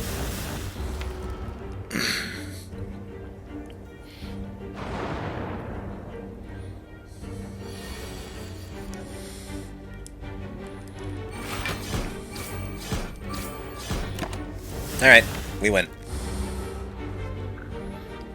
Yeah, there is no possible draw where we cannot win this turn. Eviscerate him. Cool. Whenever you play 10 cards, draw 1 card. Useful. Flechette. Deal 4 damage for each skill in your hand. Dangerous. Kinda like it.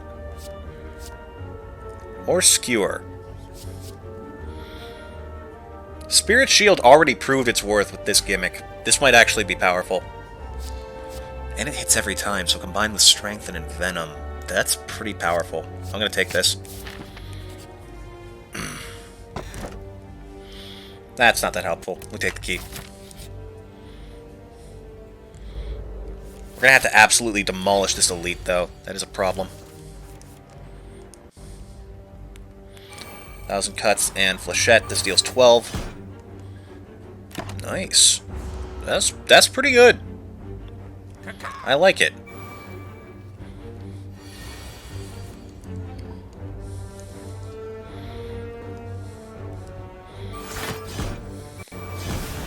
Cut your strength down by 2 and give you weakness for 2 turns.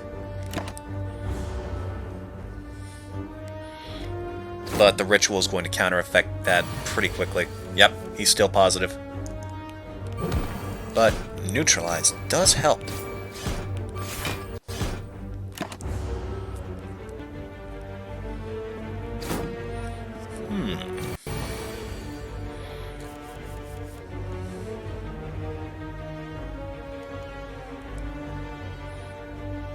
Do this. Wait, Eviscerate kills.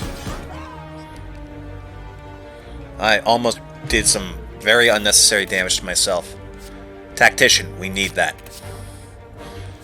And some more discard works very well with what we have at the moment.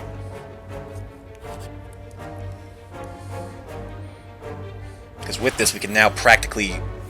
there's now some practicality to the... Ooh, that's a lot of damage. I'll do that. But there is a lot of practicality to Eviscerate. Not anymore, because we drew the 2 cards that benefit the most from that without getting any draw or discard.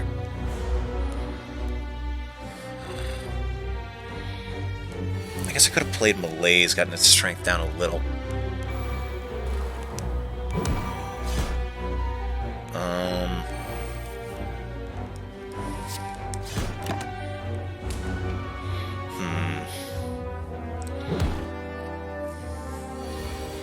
We still need a fair bit more energy to make this work, but we're doing pretty okay.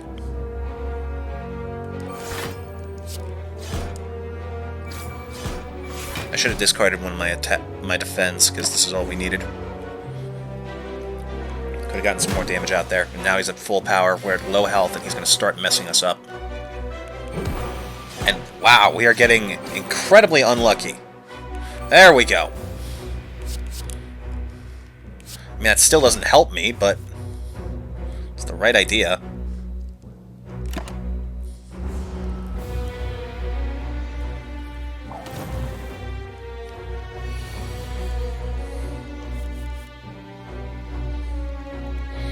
Okay, draw 3, extra energy. Neutralize. Flechettes, but it is rapidly losing power. We're actually going to cut your strength down for a change. How's that feel? Oh, we're so fucked. We have 11 health left.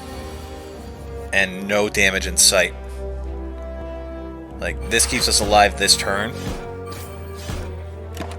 But we are in so much trouble. We needed to go with Siphon Soul and then play Eviscerate. And even then... that does not help us much.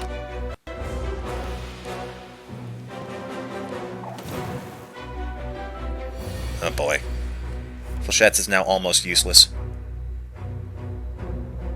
I think we're dead.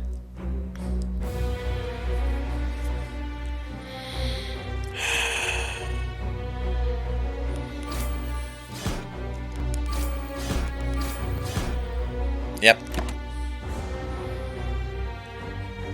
Well, that sucked.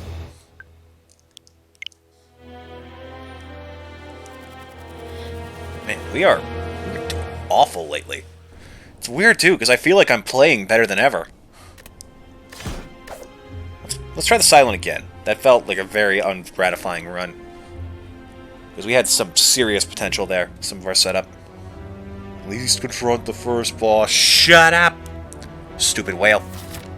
You will make me look bad.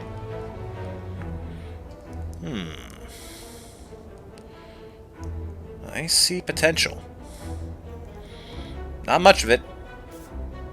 But there is potential.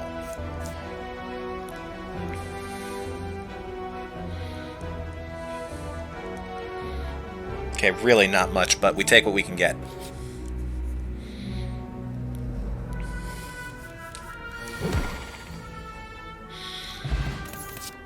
Give me... Footwork does do wonders for this character. We'll take that. Don't need anything from you at the moment, Cleric. I guess I could have removed a card, but I still don't feel, like, alright about that. We'll upgrade Footwork. The more dexterity, the better.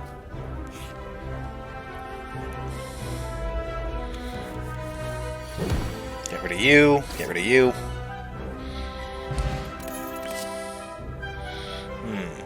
Prepared is nice. Draw and discard for free. Triggers a lot. It works well with a lot of things you can do with this character. Hello? Hello, Noxious Fumes. What a privilege to see you this early. And since I'm in a good mood now, I'll take Poison Stab. And another shop immediately. Got anything for 8 coins? Nope. Oh, that would be amazing for this character. Damn it.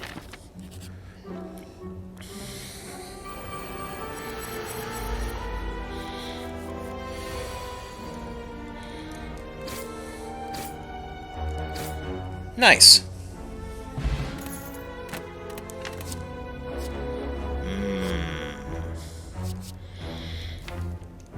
Okay. Interesting. I think we take Tactician here. We already have a decent bit of a dexterity, but then again, getting more is pretty good. Getting both Footworks played would basically double the defense we gain from these. We have a lot of powers, though. It would be smart to branch out to Tactician, plus we have the extra discard. Yeah. That energy will be... that will be worth it as we go on.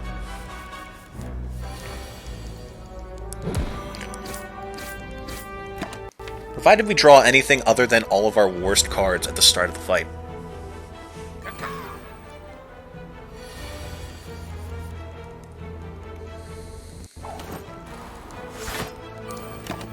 The way I play basically begs that I get Pandora's Box, and it does wonders for me.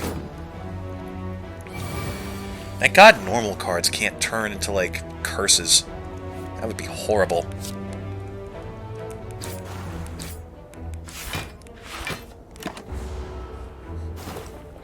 Okay. You die this turn. Like, almost certainly. In fact, absolutely certainly.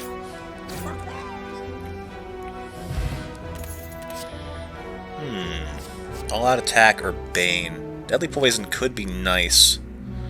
Really would compound or poison quickly. I'll take that. Whenever you climb a floor, gain 12 gold. No longer works when you spend any gold at a shop. Well, there's no shops in sight for a while. Did I just skip both of those? Oh, God damn it. You know what? That's unacceptable. I wasn't prepared for this. Yeah. I was not prepared at all. We got about an hour and a half left in the stream. That is enough time for one amazing run. Let's give the defect another shot. No holding back. I am trying as hard as I can this playthrough, this run. Alright. Rare colorless card in exchange for a curse. Lose a starting relic for a random boss relic. That could either mess us up massively or set us up for something beautiful. Increase our max health by 7, or just straight up get a card from the get-go. I think I'm going to take the card. Simply because it's guaranteed to work well with our build, because it's going to be from this deck. So, colorless cards in that regard are very dangerous. They're like super hard to integrate directly into a deck. This usually means we'll get like, this could take away something critical. If we're unlucky. Like, we might just get stuck with Snecko Eye, and this run is fucked. And I honestly kind of like our starting relic pretty much. Curse, not that useful. Max health plus 7 is nice, but it doesn't have that much utility in the long run. Okay. Hologram is the most versatile of all of these, but then again, getting group damage plus draw from the get-go is pretty good. We'll take Sweeping Beam.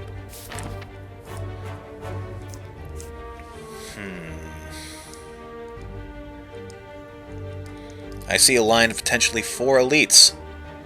That is music to my ears. Let's do it.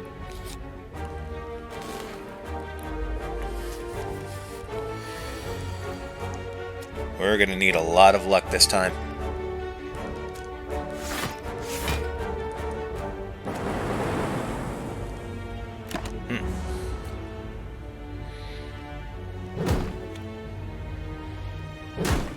Okay.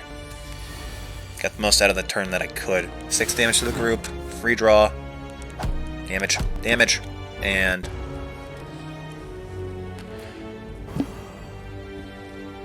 weaken. Their damage is lesser, but we should be fine. Never mind!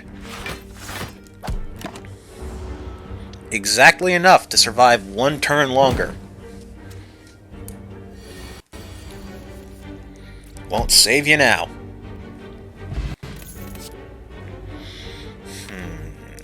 Sweeping Beam, draw, stack, rebound, turbo, bonus energy plus void.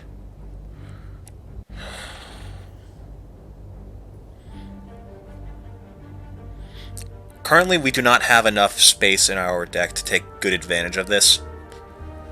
And we don't have a proper build where the loss of energy is negligible. Rebound is useful, but I'm very rarely smart enough to use it to its full potential, so it's probably best if I go for stack. You gotta account for the way you know you're going to play. Move a card from my deck. We could drop a basic strike.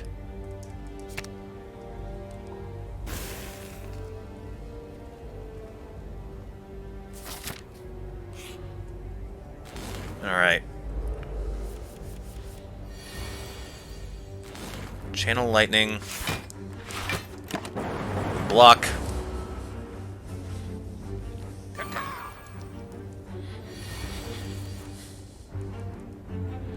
We want 5 block here, dual cast for 18 damage, 6 damage across the board, and another 3.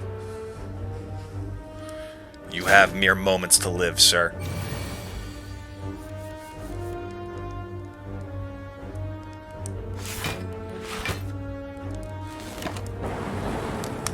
This gets us the most damage over time.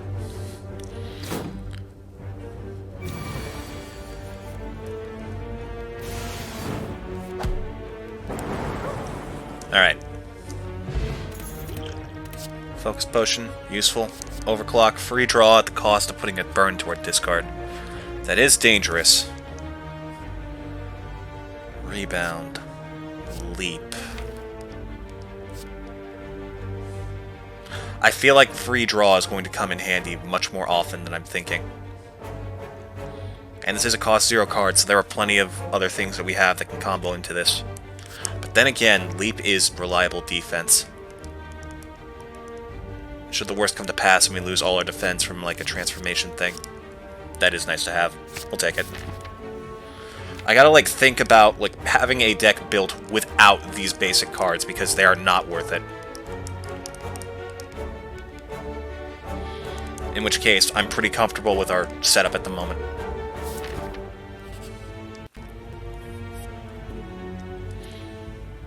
Oh.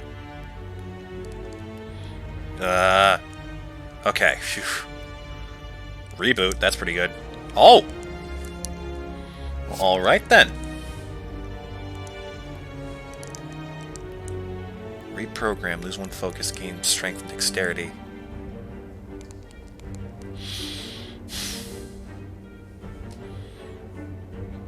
I'm gonna get this. It will have uses.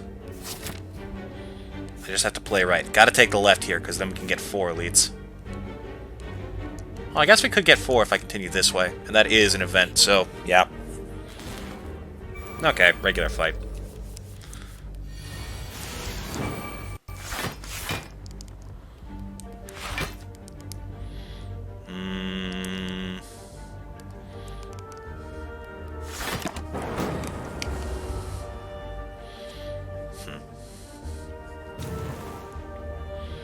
I love the defects design.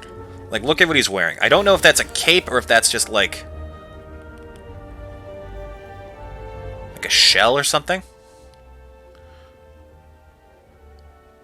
I have no idea. But I do love him.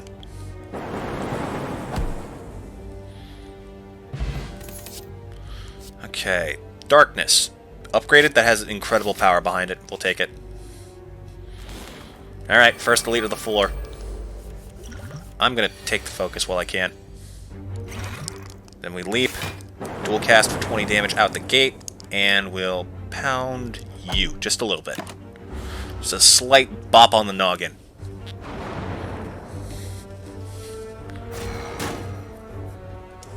First time I beat this game was with the defect. So if there's any character who's going to get me that far, it's this one.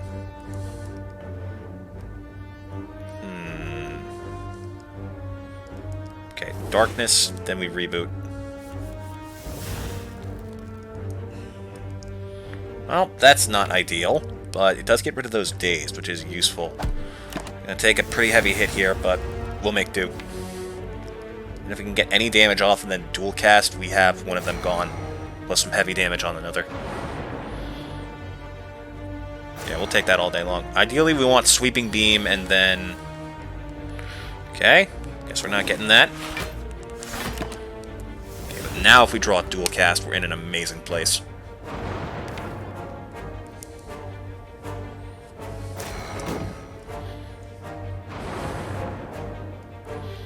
Okay, come on. Yeah, we take that.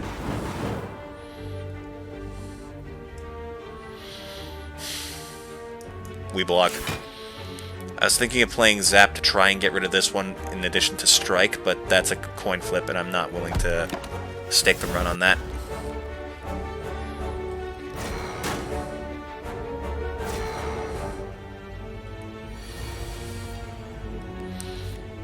Alright, 6 damage across the board. Lightning. Leap. We're hurting worse than I would like, but not the end of the world. Perfect. Upgrade 2 random attacks. Fantastic. That's absolutely worthless. Recursion. We do have Dark in play. That's definitely worth it. Okay, another attack and an elite. If I get Glacier from this, we'll be in an amazing position.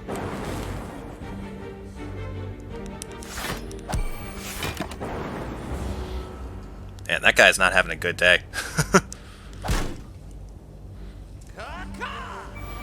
Okay. His power is going up with every turn that passes. I'm going to throw a Fear Potion at him. We do this. Ooh, how long has it been raining? I hope that doesn't have any negative impact on the stream. Let's see. We leap. And then... I say we go with darkness. We couldn't have gotten much use out of reboot anyways.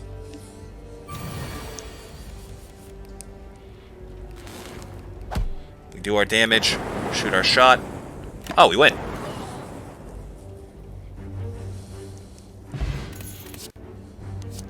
Okay, Meteor Strike. That is interesting.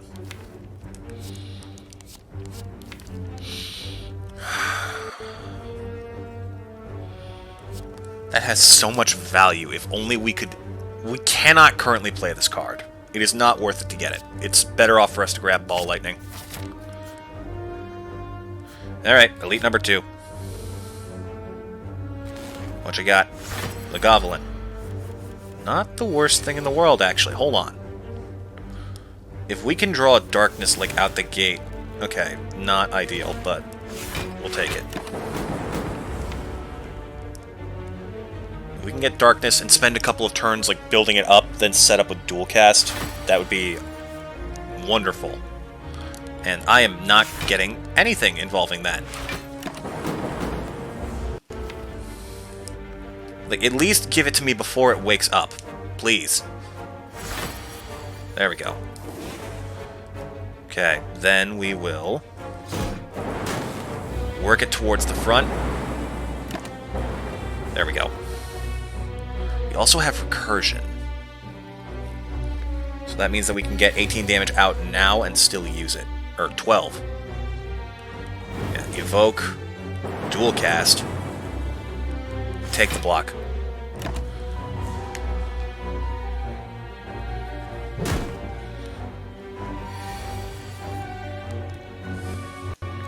Alright.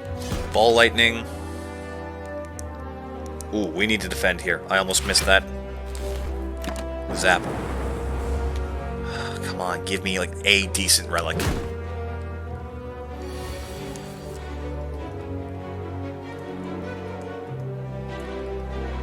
Okay, this does 24. That's pretty good for now. And these will kill within a turn.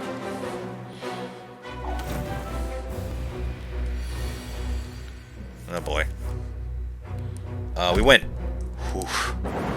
Way too close. Come on. Pen Nip. I'll take it. Claw, Ball Lightning, or Rebound. I feel like using Rebound in combination with these is effective. I just need to be smart enough. Like, there is no other excuse. I just need to be smarter. Please, decent relic. Okay, that's good. We take that. Just don't die to this random enemy. That is a lot of damage coming our way. It's smarter to play defensively now than gamble on surviving this turn, maybe. Oh boy. That 25% less elite health is going to come in handy if we can actually survive this floor. But that's good. That's a lot of ifs. Okay. I cannot survive this turn unless one of them dies, so we need to get as much damage out there as possible. Okay. You I can kill with Strike. That keeps me alive. And then block from this is enough to ward off whatever else you have. And their curl up is gone, so I can now do damage regardless. Without worrying about next turn. Okay, or Weakened comes into effect. But we have enough block to negate it. Alright. We need health, badly.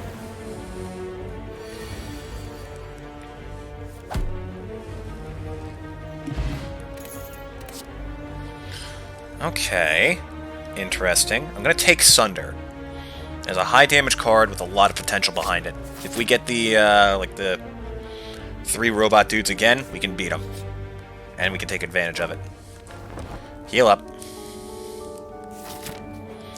Okay. Ooh, perfect. And they already have really low health. Oh, it's not enough, though. Prioritize block.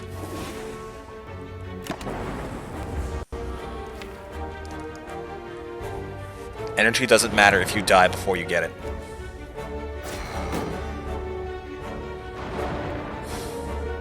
One sweeping beam puts them all within kill range, except for the one in the middle.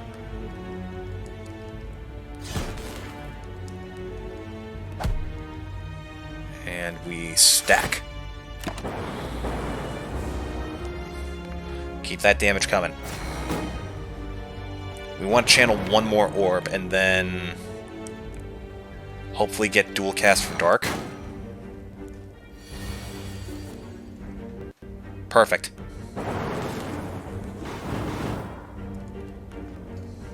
Which health do you have? 2. Okay, we take a bit of damage, but that's fine. So we are now very close to killing one of them. Killing them all, actually. What am I saying? Stressful. Okay, Sunder didn't come into play, but it would have been amazing here. All skills are now upgraded, Explosive Potion and Artifact. Excellent. Heal up. We need it badly. If we get, like, the Black Star from this boss, that would be perfect. Okay. I am doing nothing this turn, but I am taking this. Simply because we want to try and make what we have work. Thank goodness we got, like, the 2 least annoying elites. Okay, reboot. Maybe we'll get Darkness again. Who knows? Would be insanely lucky. Okay. Recursion will not wake him up.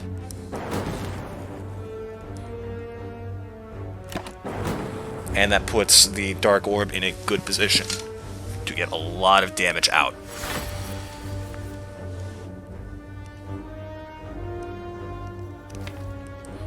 Okay, do we...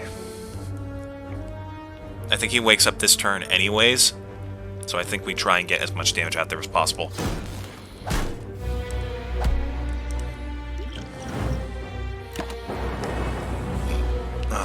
Excuse me.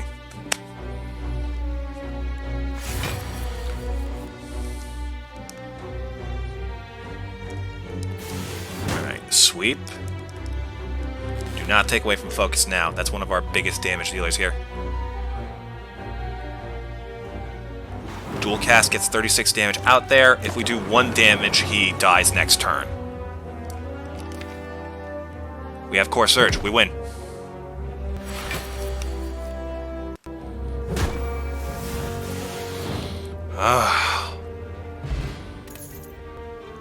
Horn Khalid. Free block out of nowhere. Hello world. At the start of your turn, add a random common card to your hand. This lets us play a lot more. But that does run risks.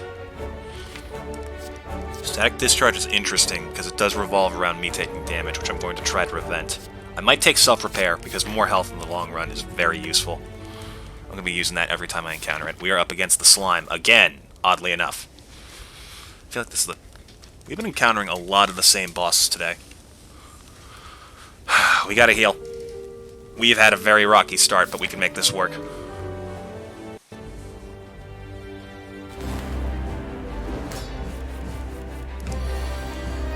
Alright, get the artifact as soon as possible.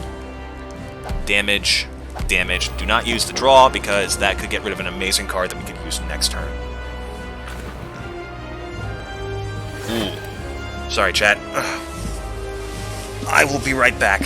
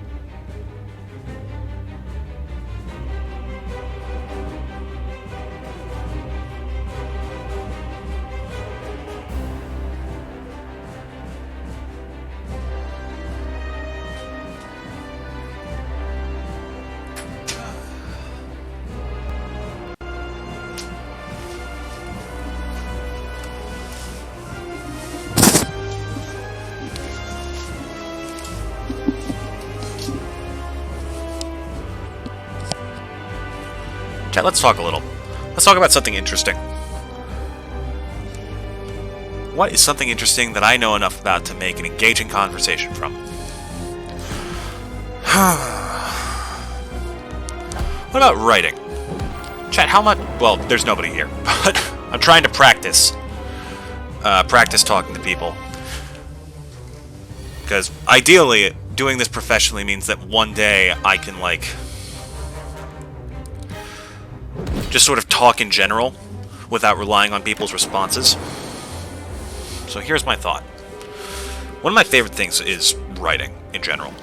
Regardless of the game, regardless of the situation, regardless of the media, even.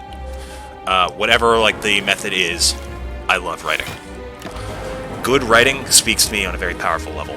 And because of that, I have, how do I put this? You know how, like, in high school, you think your English teacher is full of BS? Because, like, how are you supposed to know all the thoughts a writer had from text? And then on top of that, it's like, how is this going to help me in real life? I am that teacher. I would probably be that teacher if I were to begin teaching.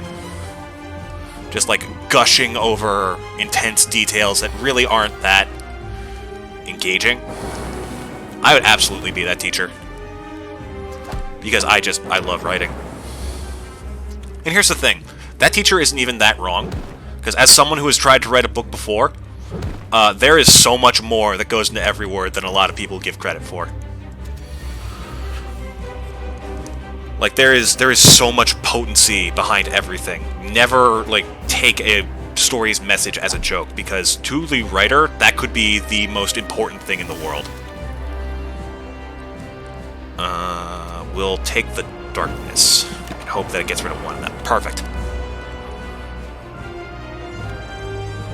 But, like, what's a good example?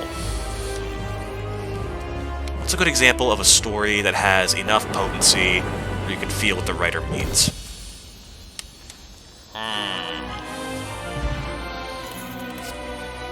Ooh. Okay. Upgraded multicast is absolutely amazing. We are taking that.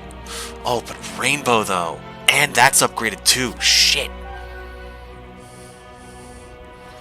Okay, we need to think. As far as our deck is concerned, we have decent power and nowhere near enough orbs. We're taking Rainbow. Like, multicast is nice, but not if we don't have anything to use it on. I'll pick up, remove 2 cards from your deck, transform 3 cards and upgrade them. That could be good. Or, start of each combat channel 1 Plasma, which just messes with our energy in general, which is pretty damn good. We'll take that.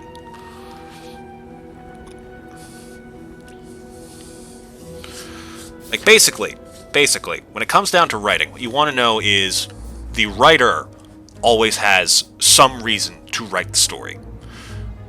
Like, say it's a children's book, like Dr. Seuss. You're trying to teach the child about rhymes and, like, words and all sorts of basic things for life. And that is purpose. That is a purpose behind the writing.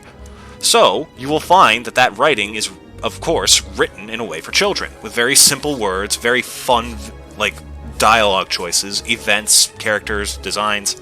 Things like that will be geared towards the audience. Shakespeare, for example. One of the reasons that, like, Shakespeare is so revered as an author is because of how clearly his intentions come through. But I personally am not that big a fan, simply because a lot of his intentions are heavily biased, and his messages lose meaning because of that. Basically, Shakespeare wrote to impress royals and make decent money off of it, because that was the only way you could get decent success as a playwright. To the point where he would basically pamper them as part of the audience, and I feel like that takes away from your creative sense in a bit. But, hey, he can do him. I mean, he's been dead for a few hundred years, so it's not that big a deal. But you get my point. And did I just... Damn it, I could have gone to the right and hit a shop. Ah, well. More money for later. But the point is, with Shakespeare, right? Like, he writes stuff... Actually, you know, now that I say it out loud, he does do a decent amount of his writing for, like, quote-unquote lower class. Like, there's a lot of subtle jokes in there, a lot of plays and jabs at royalty. Like, particularly on the betrayal part. I feel like you could argue in his favor. I guess I was a bit too quick to judge on that. But the point is... Nice. I keep losing my point because I'm distracted by the complexity of this gameplay. What were we even talking about? I got so focused on Shakespeare I lost track. We're talking about finding meaning in writing. And a lot of stuff from, like, Shakespeare, as example, is focused on, like, just the general concept of betrayal, or tragedy, in a lot of cases. Like, Shakespeare wants, for example, people to understand the tragedy of the characters, so it will be written in a way that presents them as very much as victims, even though when you look at the story with full context, you realize, hey, Hamlet's kind of an asshole. Like, wow. He really did not do anything other than bitch for like 90% of that story and blame everyone but himself for it.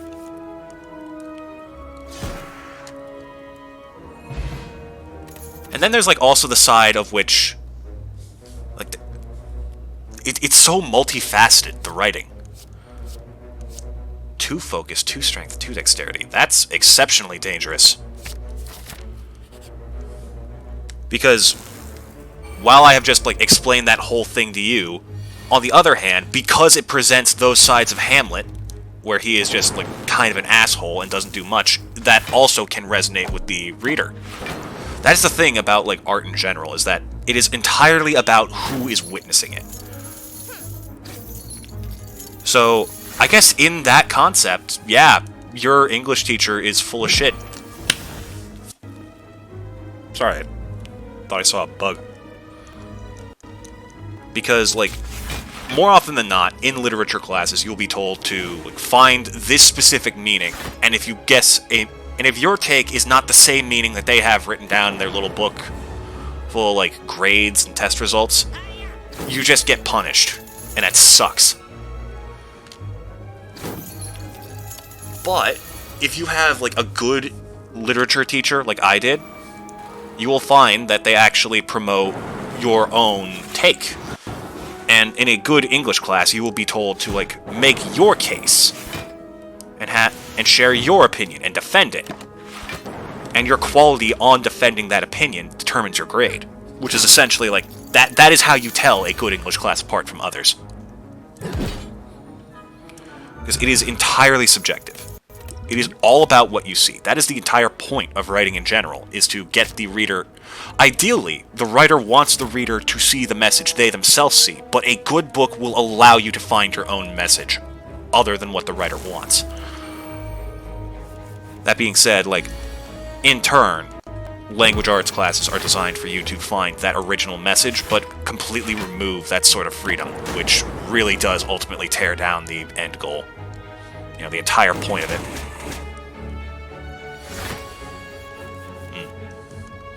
Another example of, like, really potent writing is Rick Riordan. Rick Riordan is my favorite writer of all time.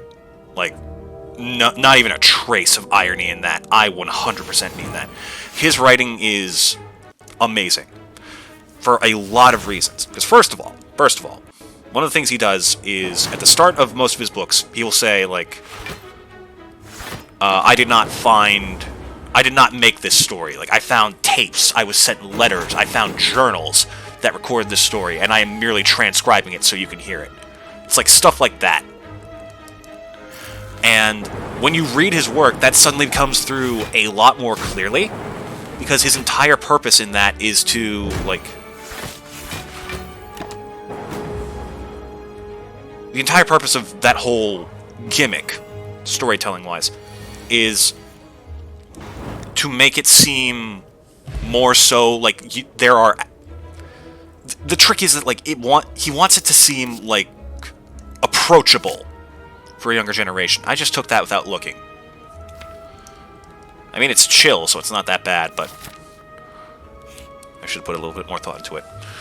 But, like, Rick Riordan's books are all about, like, inclusivity. And that is incredibly powerful, and I respect the hell out of it. Oh! Okay, I'll get rid of a basic strike.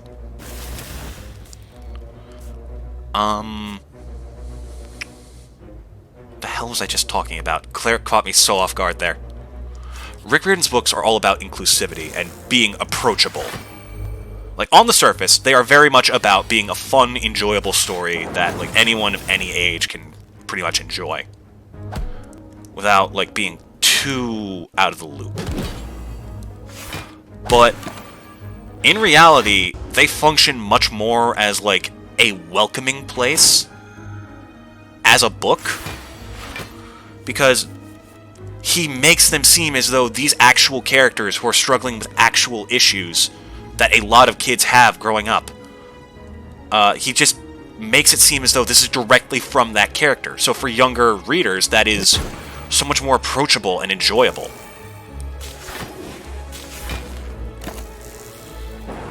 Because, like, hearing your, like, a character you idolize, like Percy or Annabelle, talk about struggling with the things that break you the most and give you the most trouble in your life, that gives so much hope to, like a young kid.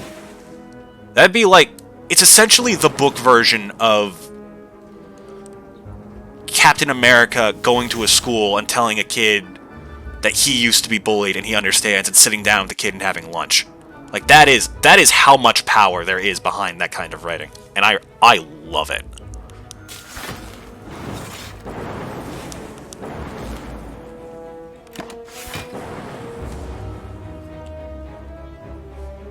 The thing with, like, Rick Riordan's writing is that a lot of characters will have, like, not just, like, social pressure. They will also have, like, general, like, learning disabilities, one of the most common being ADHD or dyslexia, which is, like, again, a common thing that a lot of kids have, and that alienates them pretty quickly. It's very easy for that to overcome a kid and make them feel like the entire world's against them. Like, I'm fortunate enough to not suffer from dyslexia. At least I'm pretty sure I don't. I don't think I've been no, I'm pretty sure I was tested at some point. I do not struggle in that way, and I'm very grateful for it.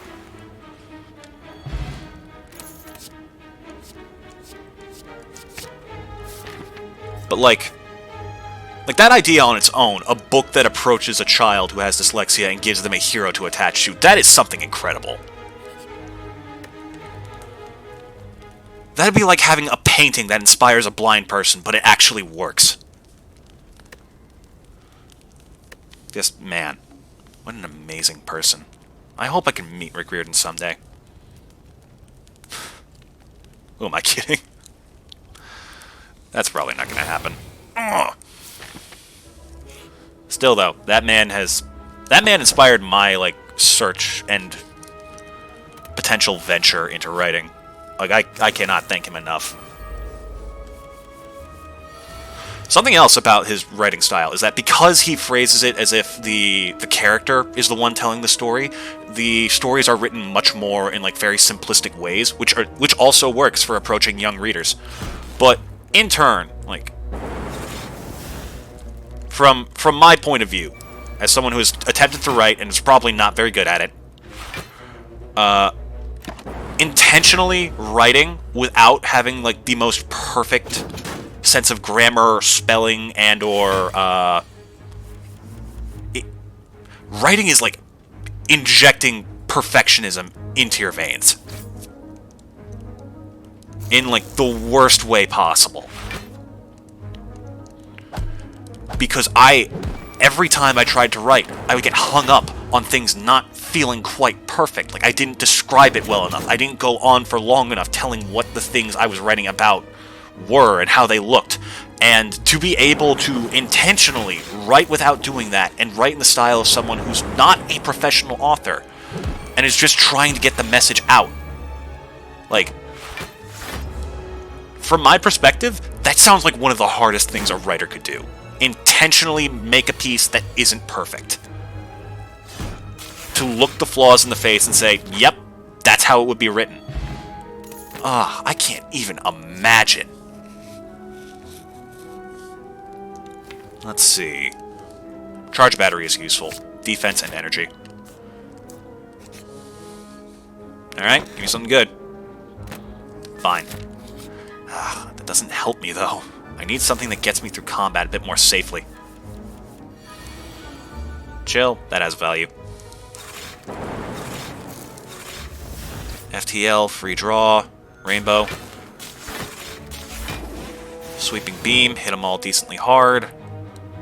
Rebound on you, 9 block, and zap. Wow, that was a powerful turn. We take almost no damage, and they're already pretty close to dead.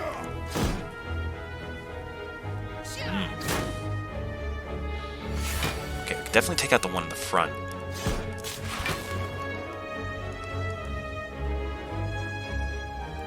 We will...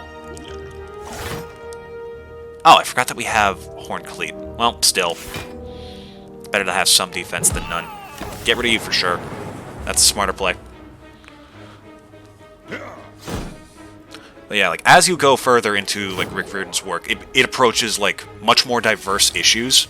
Like, I believe, if I remember correctly, there's a character introduced in the 3rd book named Nico, who is the son of Hades.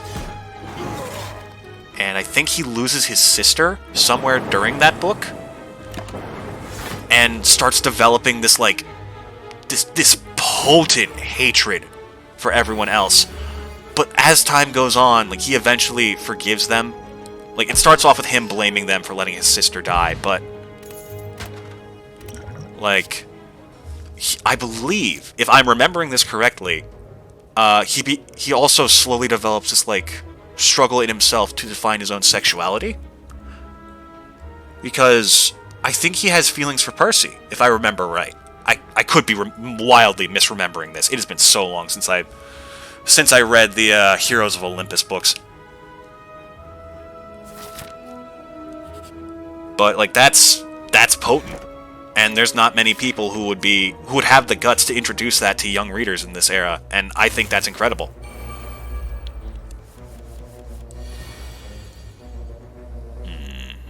This will channel plasma, but we have ways of getting that back.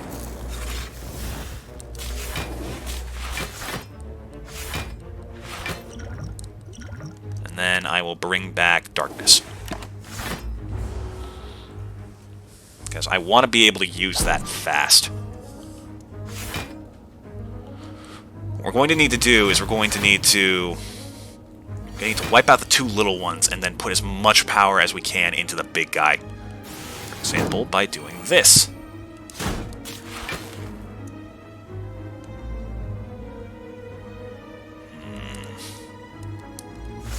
Charge battery.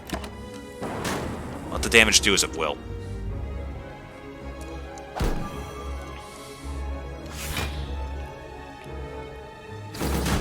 Major problem. Guy in the back has a lot of power behind him.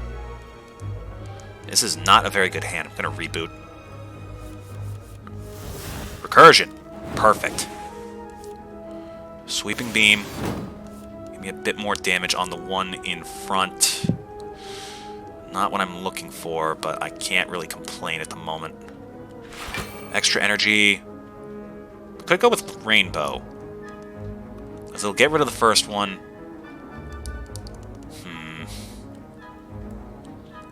I don't want to deal with that debuff. Let's get him out of here. That also gives us more energy and extra draw, so we do have potential. Nice. Yeah. That's the thing, too. Like, Rick Riordan's work is very framed around, like, mythology, which is generally one of the more interesting things in history. At least, to me, it was. So... Oh, I think we just won this. Nice. So, like, it is an excellent way to draw in children and get them to be willing to approach some of the more intimidating factors of life. Like, learning to accept yourself and your shortcomings. Excuse me. That is absolutely a fantastic example of the stuff he does. And I love it. Like, willing to accept a broken home, to accept what other people would consider a disability. Like, and approaching that instead as if it's a sign that you have superpowers. That is wonderful. Why did I just do...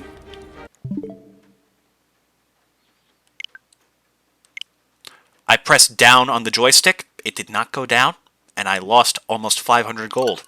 Fuck that.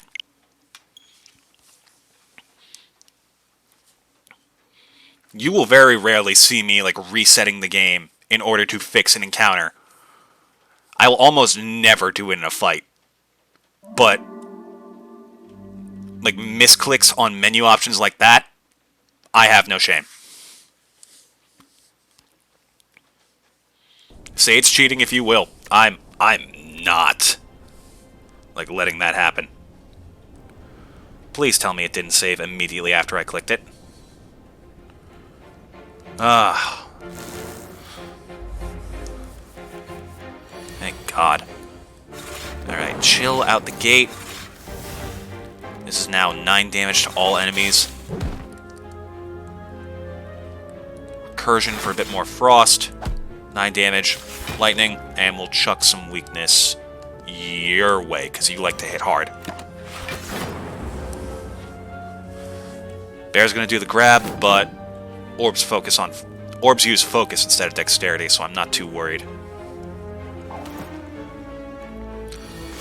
I'll be real with you, chat. I don't really know what I'm doing. I've been running so much stream of consciousness stuff out of my mouth recently that I just haven't paid much attention.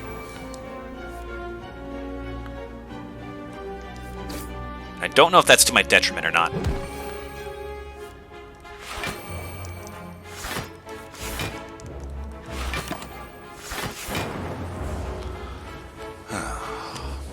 God, I love the Percy Jackson series. I need to, like, finish reading those again.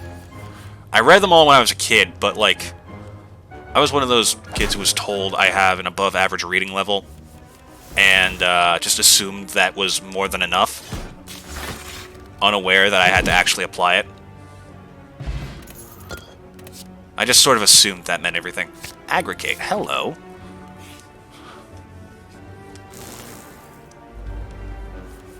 But yeah, like, I would tear through, like, the entire Harry Potter series in the span of, like, a month and a half, not actually absorbing anything that I was reading, just sort of doing it.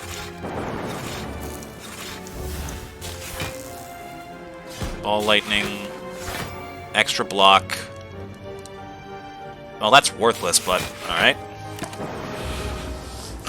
If we get, like, energy with this build and some decent X value cards, we'll be in a really good place.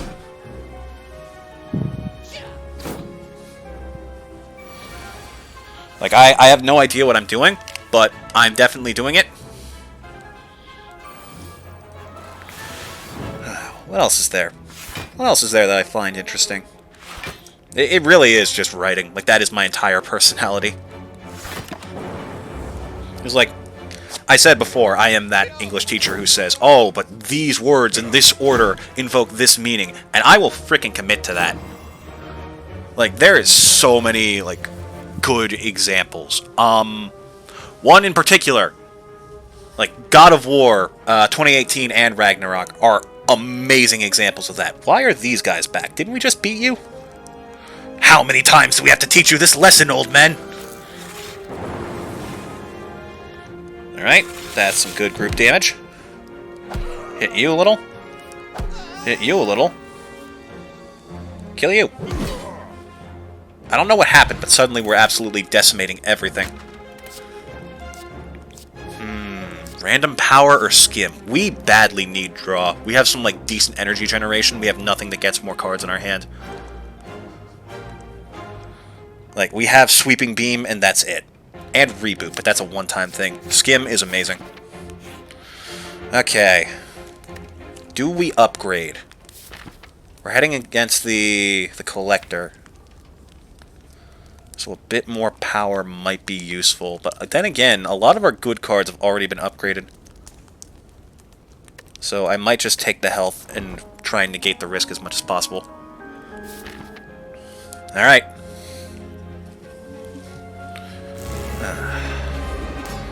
Chat, what do y'all think about weather? I'm not talking about like, oh, how's the weather in your area? Like, I genuinely want to know more about how weather operates. Here's a question. Does anyone else, like... And this is going to sound crazy. Can you smell rain? Because if you grow up on, like, the coast where rain happens a lot more often, you absolutely know. Like, you can smell it. There's a certain, like, crispness in the... Crispness, not Christmas. There's not Christmas in the air. Not anymore. It's January. Move on. But there is a certain crispness in the air that only happens when it rains that you can, like, sort of learn to pick up if you live in it for long enough. It's weird. It's also inconsistent because sometimes I'm too congested to properly smell it. Okay, we're in a bit of trouble right now. Incursion, we want darkness in play. Leap. Ooh, aggregate. Well, that doesn't help me much, but... that will have uses eventually. It's weird. I want to learn more. It's like, ideally, one thing I would love to learn is to be able to detect the difference between snow and rain. It's like, I know it has to be freezing point, but I also know that it has to be lower than that in order for it to stick to the ground.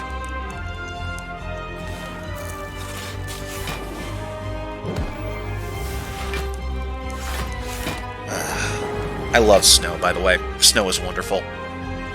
Like, my perfect aesthetic and or mood, like that, the perfect sensation for me, is waking up on a cold winter morning, tucked under a warm blanket. Like, you see that bright white outside, and when it snows, it's one of the coolest things ever because the whole world sort of just develops this odd silence. Like, I don't know how to describe it. It just is more quiet when there's snow covering everything. I guess it's because it's like muffling the entire world. But it really is beautiful. Man. But yeah, waking up on like that cold morning, warm and cozy, you like peek out a little bit. You see out the window, there is just this flat, smooth blanket of white covering everything. And nothing can, like, there's nothing in the world that can ruin it. And you just think, you know what? There's nothing I can do today. You lay your head back down, you pull the covers back over your head, and you go back to sleep, knowing you're safe and comfortable and warm. And just, I love that feeling so much. It's a very specific feeling, I know, but it is very special to me.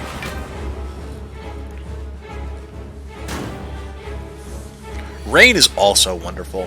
I love the sound of, like, rain hitting a window. You know what I mean? You know what I mean.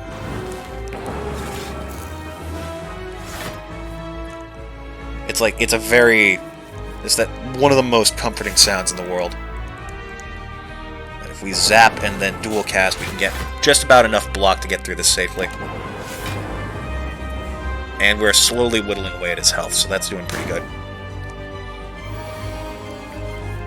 Yeah, I want to learn more about weather. And health. You know, see, here's the thing. Everyone, like, ever since, not to immediately go back to Percy Jackson, but ever since, like, that illusion was broken for us on the quality of immortality, like, realizing it's not just living forever, it is living through everything ever. Like, ever since that illusion was broken, everyone is very against the idea. I honestly don't mind it that much. Like, it still doesn't sound that bad to me. Like, granted, it would absolutely need the, like, caveat of I am able to find a way out if I cannot handle life anymore. But are we gonna be okay? I'm gonna survive this with 2 health. That is not ideal.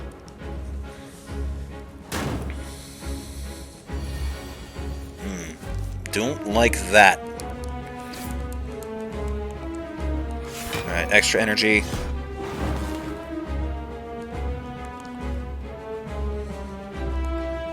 Incursion. Rainbow. Ooh. Okay, we're alive. That was incredibly lucky. I think that just got us out of this fight. But even then, it's iffy. Ugh. Okay, he's buffing this turn. Damage, damage, draw. And double evoke. Oof. Way too close.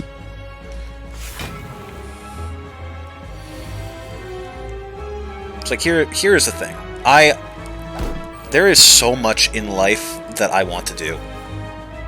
So many things about the entire world that I just think are absolutely amazing. And I think we're still dead.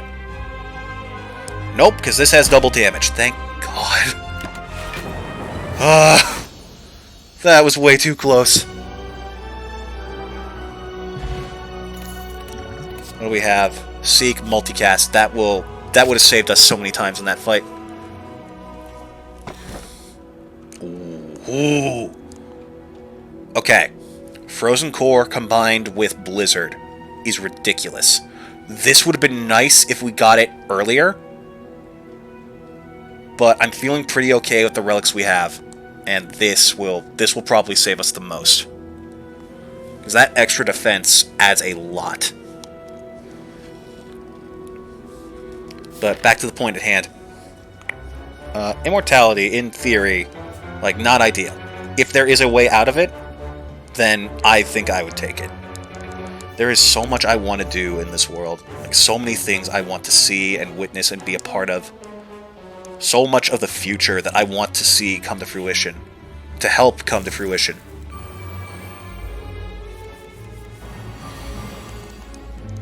It's just, man.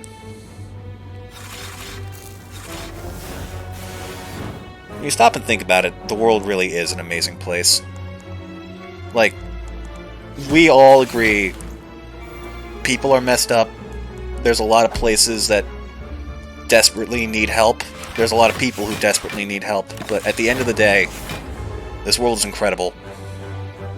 We have messed it up, but we are just as capable of fixing everything we've done, given enough time. And there is a potential future where the world is as amazing as it was in the first place. Maybe even better. It is entirely possible for humanity to contribute to the world in a way that makes it a better place. As a whole. It's hard to believe, but it's true. That's one of the reasons why, like, I would consider immortality. Because I can absolutely concede that potential future is not going to happen in our lifetime. But that doesn't change the fact that I would like to see it.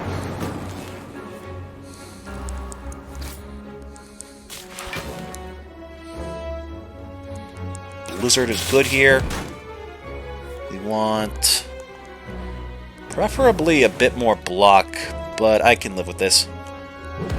We win.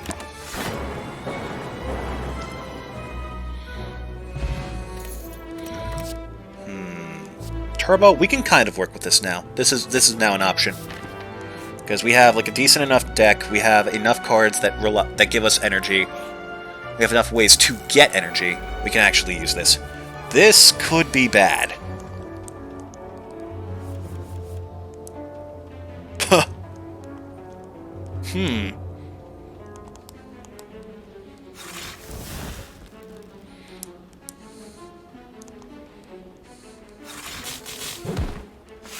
I mean, using multicast would be interesting here, but like, it wouldn't do anything.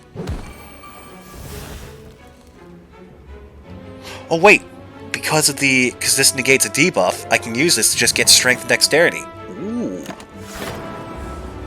I didn't even think of that. That's probably passed me by so many times. Wow. Bet you there's some people in the comments who are pissed about that one. Alright, increase capacity, get fusion going. We don't need energy this turn. We don't have anything else we can do. We need more draw, that's the problem.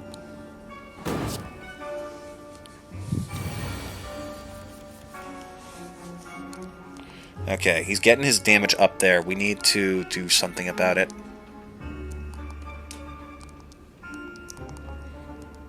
This does 25 damage, this does 10. Not enough to kill. Extra lightning. FTL is more free damage. I can strike and get 10. Or Rainbow, get 8 plus 3 plus whatever else this triggers. This will also give me extra block. That's pretty good. Nice. That could have gone very bad very quickly.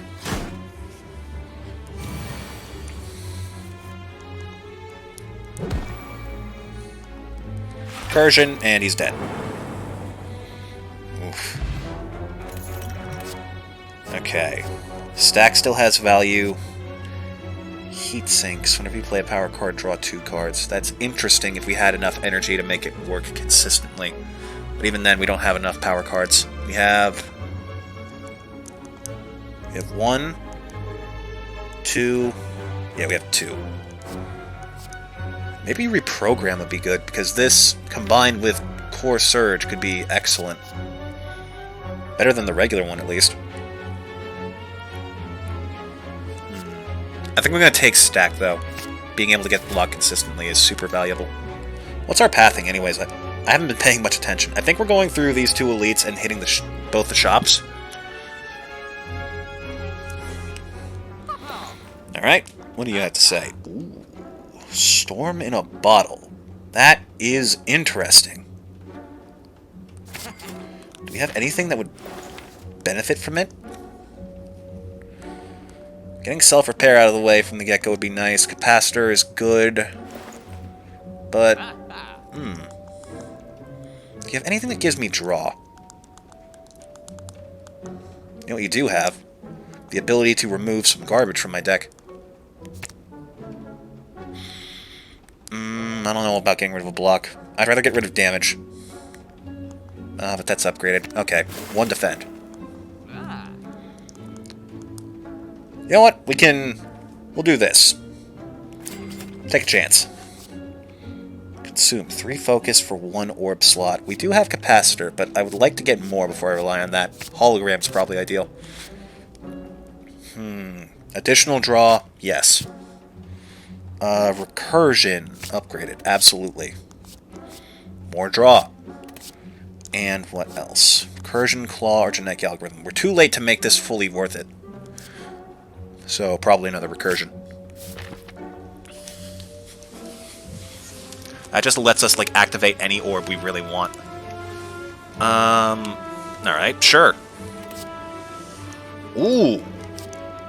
This lets us freely pull one of our more valuable cards. We could get...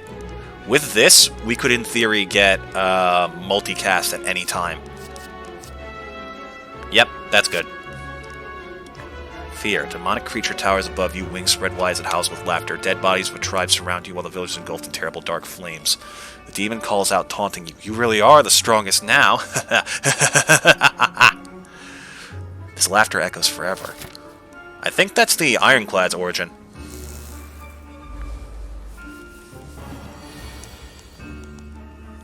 Let's see. Self-repair, aggregate, war draw, rainbow. Always wonderful to have. Oh, wait a minute.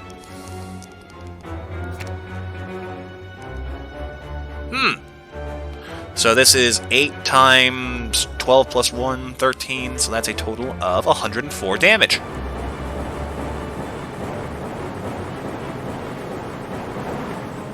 Wow. I'll also pop this.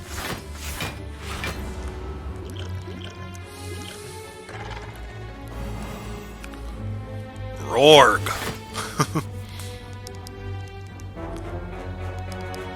God, he's goofy looking.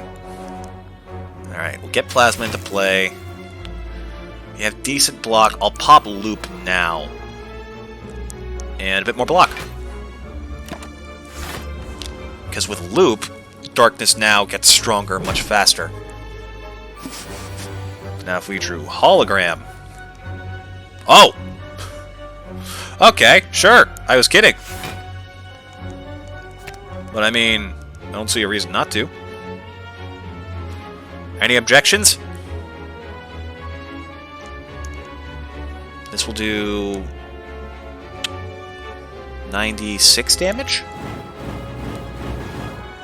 Oh, 120. Right, plus 1.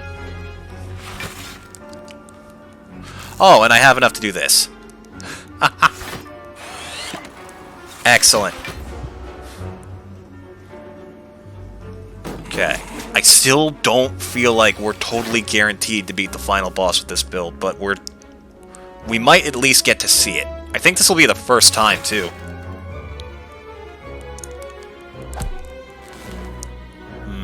One focus for strength and dexterity. Not at the moment. Not worth it quite yet.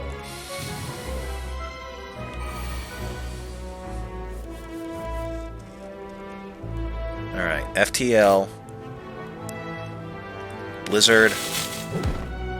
Good, cheap damage. I feel like we can kill him this turn.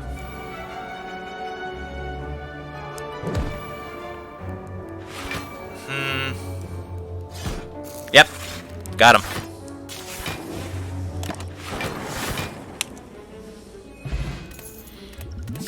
Alright, anything interesting? More frost would be good. Yeah, we'll take it. Alright, elite. What you got? You're debatably problematic. It really depends on how well I play. So, get the whole group. Fusion, FTL, recursion, and we leap, then stack. We don't have any way to get consistent damage out just yet, but we will. She is going to be summoning more and more of the little guys, though, so we need to get power. We need to get some like serious damage out fast, because otherwise that happens. Oh, dear lord. Okay. Reboot, because that's draw for free. Okay. That kind of works. Aggregate first. Capacitor. Charge battery. Give me something useful here. Draw 2 cards, put cards from on top of your hand. From your hand on top of your draw pile, or 40 damage to all enemies in 3 turns. I'm gonna play this because this might get me out of a situation. Here we go. Okay, what can I do with this? What skill gets me the most value at the moment? Anything with a lot of draw? Skim. Perfect. Alright, get some damage out there. Recursion. Gives us another draw. Power. Oh man, that is so much damage. Like, if I had no block, this would probably kill me.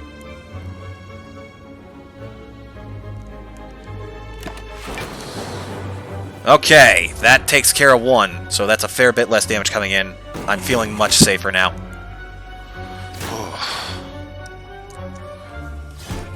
Okay. Things are going our way. Little by little, we turn the tide. FTL, Rainbow. Damage. Group attack. Cold Snap, because we need more block. Get rid of you. Massively cut down the incoming damage. And... do I take the 5 block? Probably. Okay.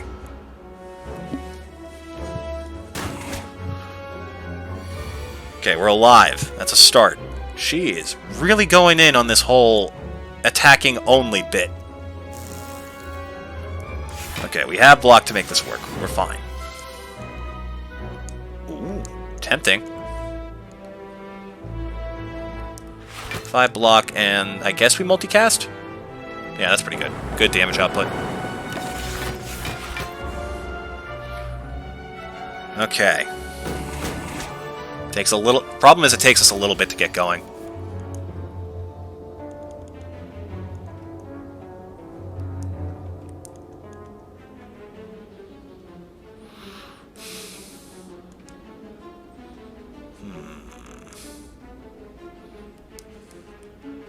I'm thinking of how the heck I get the most... oh, duh. Where are you? There you are. Perfect! Then we Blizzard, and we Fusion.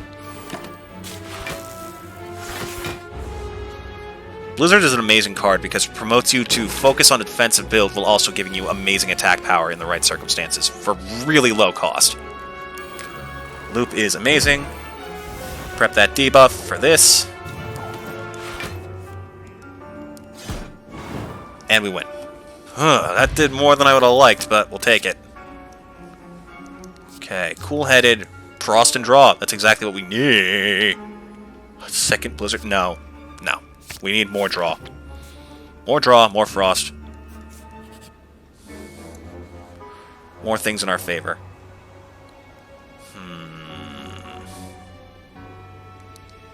Curse with Writhe or heal up.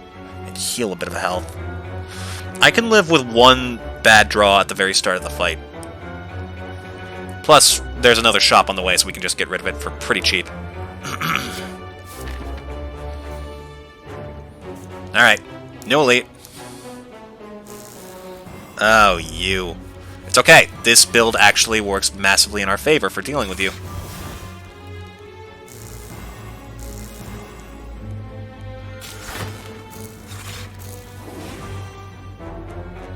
If only I could draw a little bit more. Yeah, this is where the lack of draw in our deck is starting to come to bite us in the ass. Problem is, there's no way out unless we kill this guy. So what we need is as much in our favor as possible.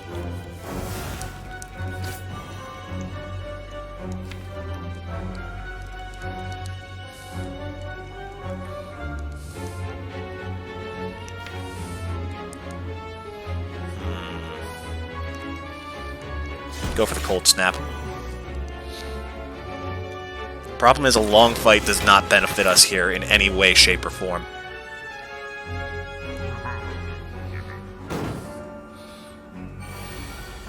We want this fight to be as fast as possible, but we don't have the raw resources to make that happen. Okay. Drink this and deal as much damage as possible. There we go. It's like 60 health gone.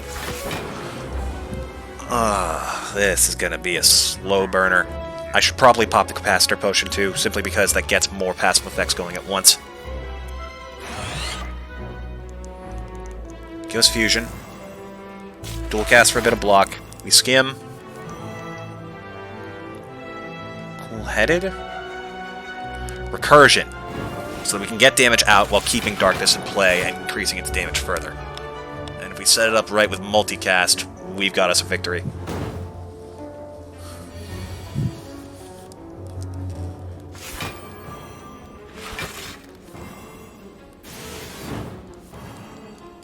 Blizzard, always good to see you. Zap. Alright. Darkness is going to start working its way to the front. We need to draw multicast soon. And hopefully a little bit of other... Ooh, if we draw Rainbow and multicast right now, that works out perfectly. Damn it.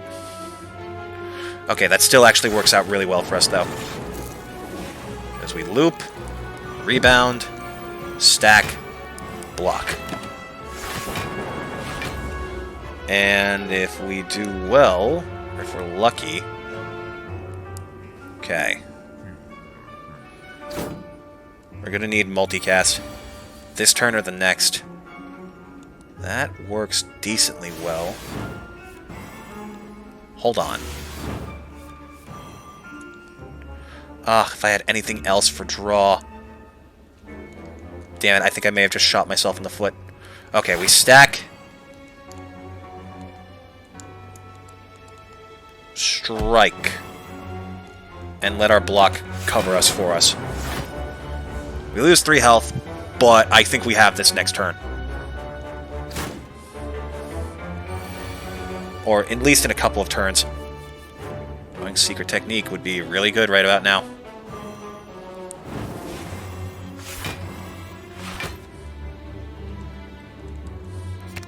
Okay, more block. extra damage. It's gonna start hurting a bit, but we'll be okay. I really don't like when their damage gets higher than our health. Because if I slip up once, we are fucked. Oh boy. Okay. This evokes quite a few orbs. Gets defense. Oh, we might be dead. No, not this. Not after we got this far. 2, we have 1 loop. 5. We currently have 12 block. We need... like, another... Okay, playing one more card gets us a draw. There are a few cards we could play that cost 0 that will save us if we draw them. Turbo in particular will help immensely. This does not help. Can't play this. This gives us 5 block. We would be 1 short. Oh god. Okay, what do we have? We have FTL, Cool-Headed, Recursion. Okay, if I play Fusion, it'll evoke the Lightning Orb. Then if we draw... Secret Technique? No. No. Oh, this is... okay. I think the safest one is Fusion, because it will line up a Frost Orb for multiple triggers and potentially Evocation if we get extremely lucky. I think this is the only way out. Defend is nice. It does not give us as many options if it works in our favor. Oh boy. Doesn't matter. We didn't draw what we needed. Damn it!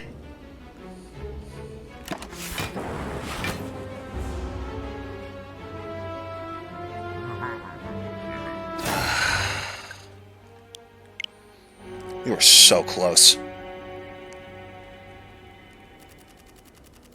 Oh, that's frustrating.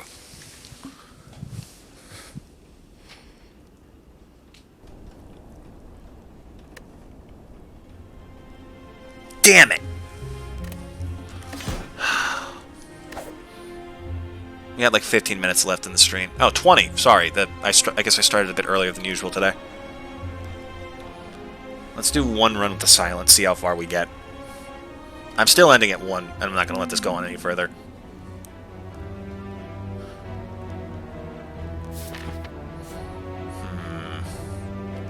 Using our first 3 fights have 1 health.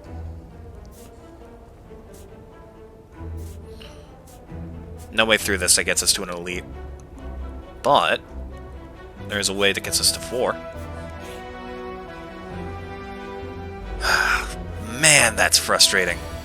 Like, I know, it's part of the game, it's how a roguelite works, but man, I was playing out of my mind that time. We'll take outmaneuver. Energy is valuable no matter what the build is. Take the money, and keep moving. See ya. Okay. I'll take Flying Knee.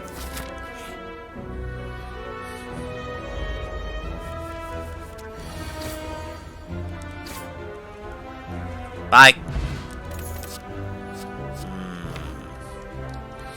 Escape plan is just free draw, plus potential free block. Free Brock. Free Brock! He did nothing wrong! Get you out of here. Draw. Got a skill. Block for free.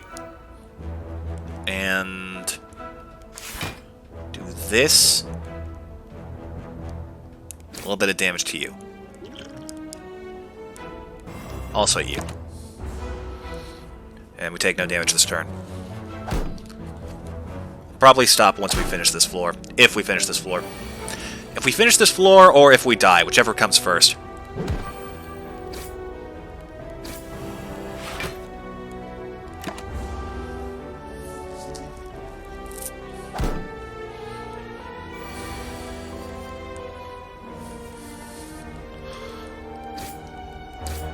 go.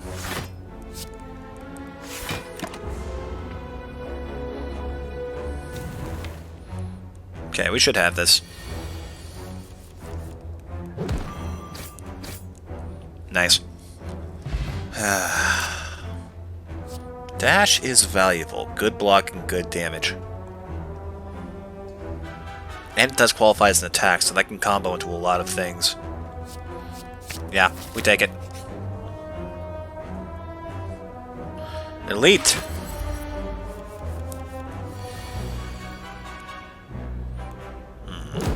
Hit with this, put all the damage we have into this attack, and then outmaneuver to set up for next turn.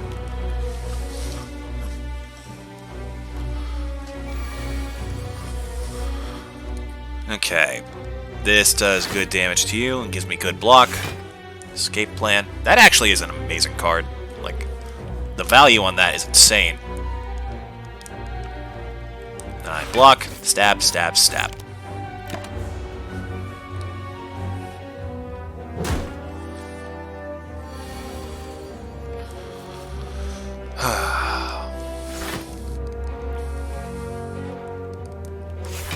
What superpower would you have if you could have any superpower?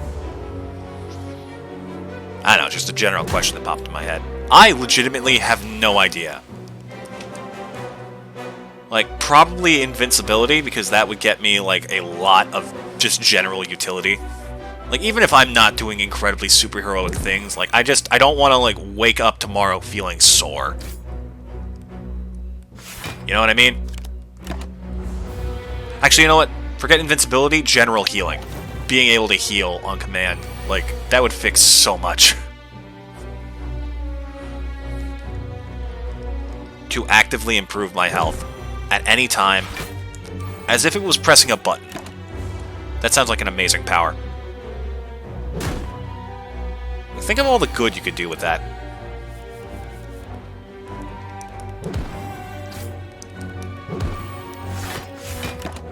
Question is, how would that apply, like, emotionally?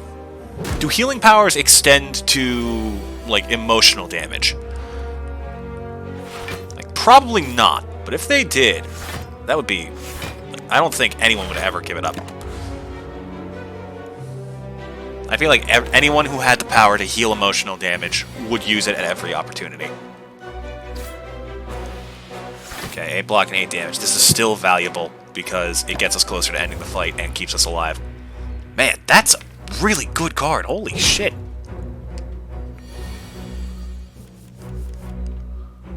Well. Okay. I mean, just give me 3 attacks and we're good.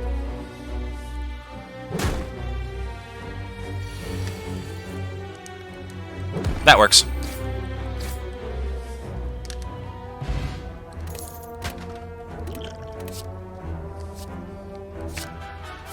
Correct me if I'm wrong. Doesn't, like, mental, like, trauma and things, doesn't that actually leave some sort of, like, physical impression on your brain?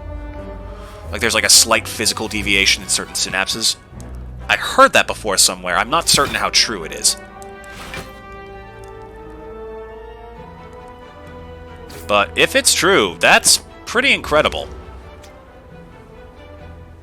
I mean, like, think about it.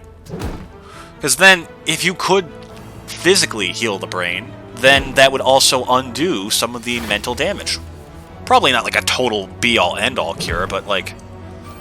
that definitely would contribute to something. It's curious to think about. There is no such thing as impossible, only as of yet to be witnessed. That's something interesting to think about. Okay. Infinity does not mean every single value... Like, okay, hold on. I drifted from the psychological definition and, like, mental approach of it to the literal mathematical definition. Mathematical! Finn, you're horrible at math. Oh. I need to, like, properly watch Adventure Time. I keep hearing amazing things about that show. Which is weird, because I definitely remember finding it ridiculous when I was a kid. But I guess that's because it was kind of ridiculous, and it wasn't afraid of being ridiculous. Which I guess in and of itself deserves quite a bit of respect. Like, to have the guts to be yourself is one of the hardest things to do in this day and age.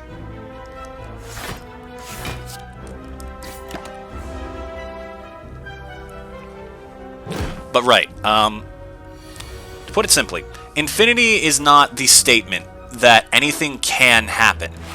It is the undeniable fact that every single thing that is capable of happening already has and probably will a countless number of times more in the future. Okay. This, I've always underestimated this card. I know how to use it now, but that requires me consistently getting Artifact. I think maybe we go with Infinite Blades or Finisher. We don't have many attacks. We have, like, Flying Knee, Neutralize, and Dash beyond these 5. So it doesn't have that much use, so I'm thinking we go with, yeah, Infinite Blades.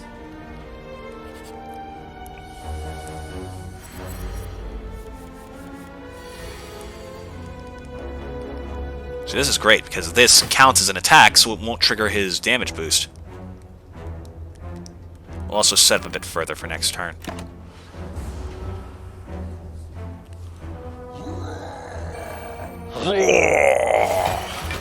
Why does he sound like Bowser? I mean, don't get me wrong, I love Bowser. I love Bowser. Easily my favorite Mario character.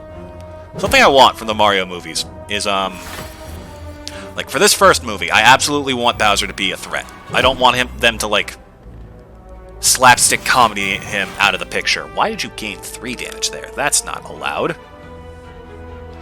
Okay. But I would love if they do end up making another one after this. Oh my god, that movie's not that far away. It's only a few months. Man. Oh, we have not done much damage to you at all. Hold on a minute. We gotta focus.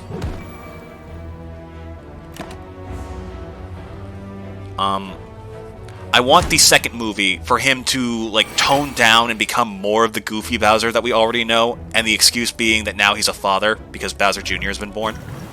That is what I want. I think that would be perfect. Oh. Wow, that does help. And we get a flex potion right back.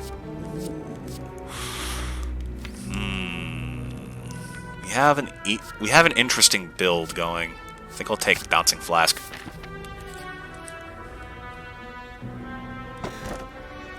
Ooh, right choice. Okay.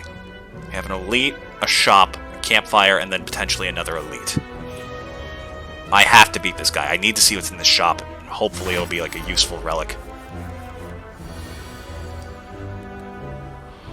Okay. We're going to play passively for now. Get the stuff we need to set up. Like, we want Infinite Blades and Bouncing Flask in the same hand, ideally.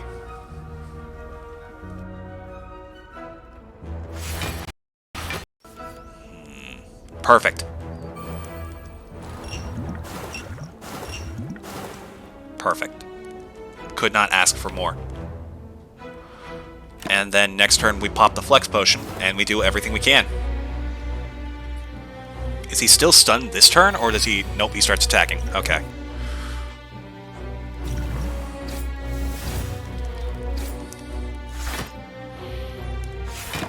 Ah.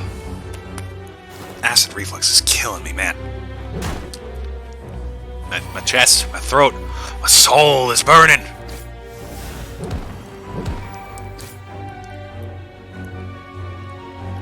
We live with 1. That's a bit concerning. But we should be able to do something this turn. Yeah, he's dead.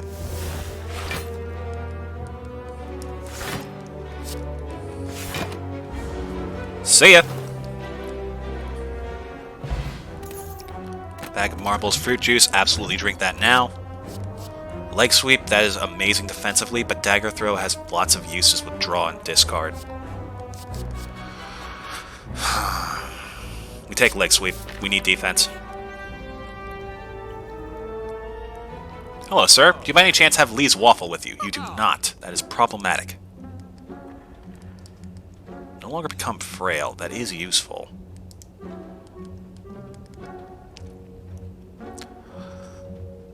I'm thinking Caltrops, Quick Slash, Dash, and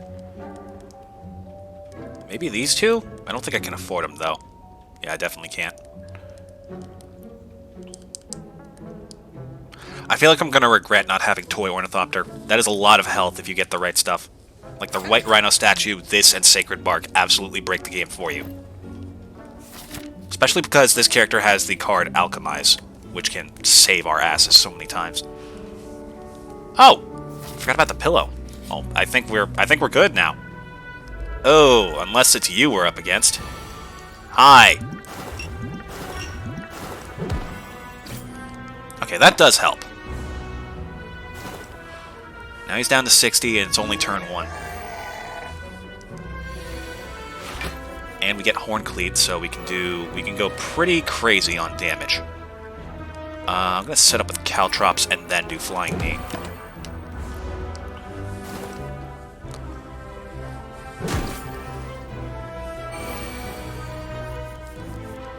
Alright.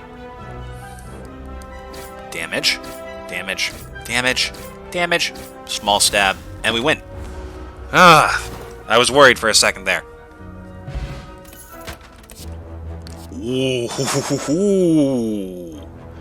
Ooh, yes please.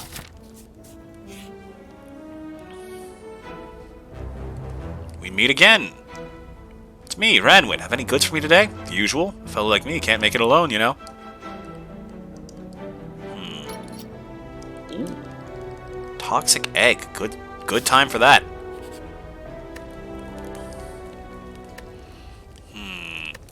Feeling pretty good about our health. I'm gonna recall. And this boss will be the end of the stream. After that, we go raid Twitch Slays the Spire. I love those guys. I never stick around long. I wish I could, but man, they're fun. I think we set up poison now. Plus, we have Envenom in play, so that's only going to get better.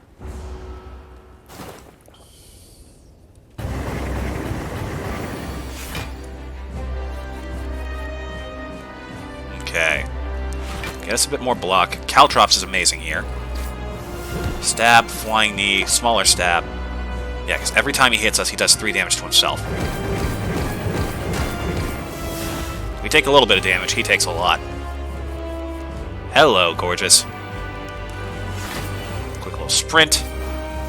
Oh, and because of Snecko Skull, this is even more ridiculous. Alright.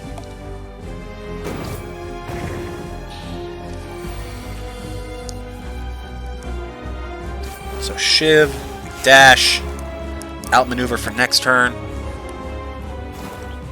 and he's almost at half health. Wonderful. Let's keep it up.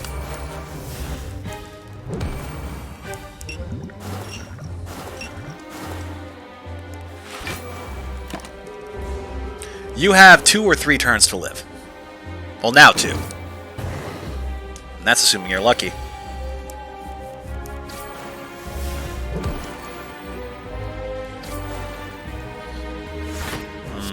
You're lucky today. But not tomorrow. Bye.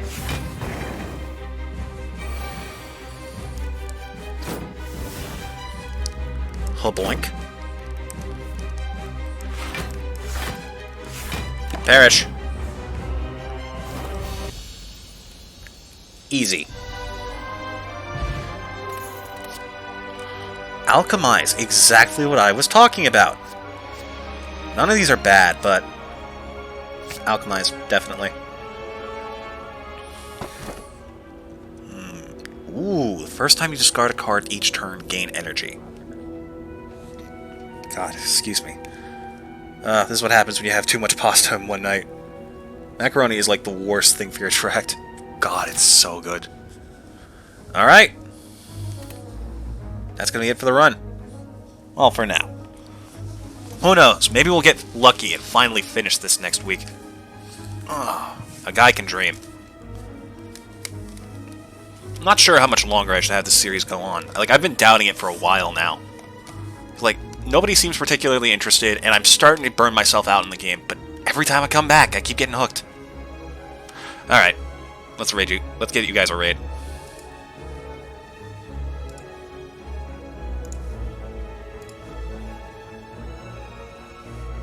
They should be live, I think. Yep. I won't be hanging around in chat for long today. There's some stuff I gotta get taken care of. For example, ordering a new pair of headphones.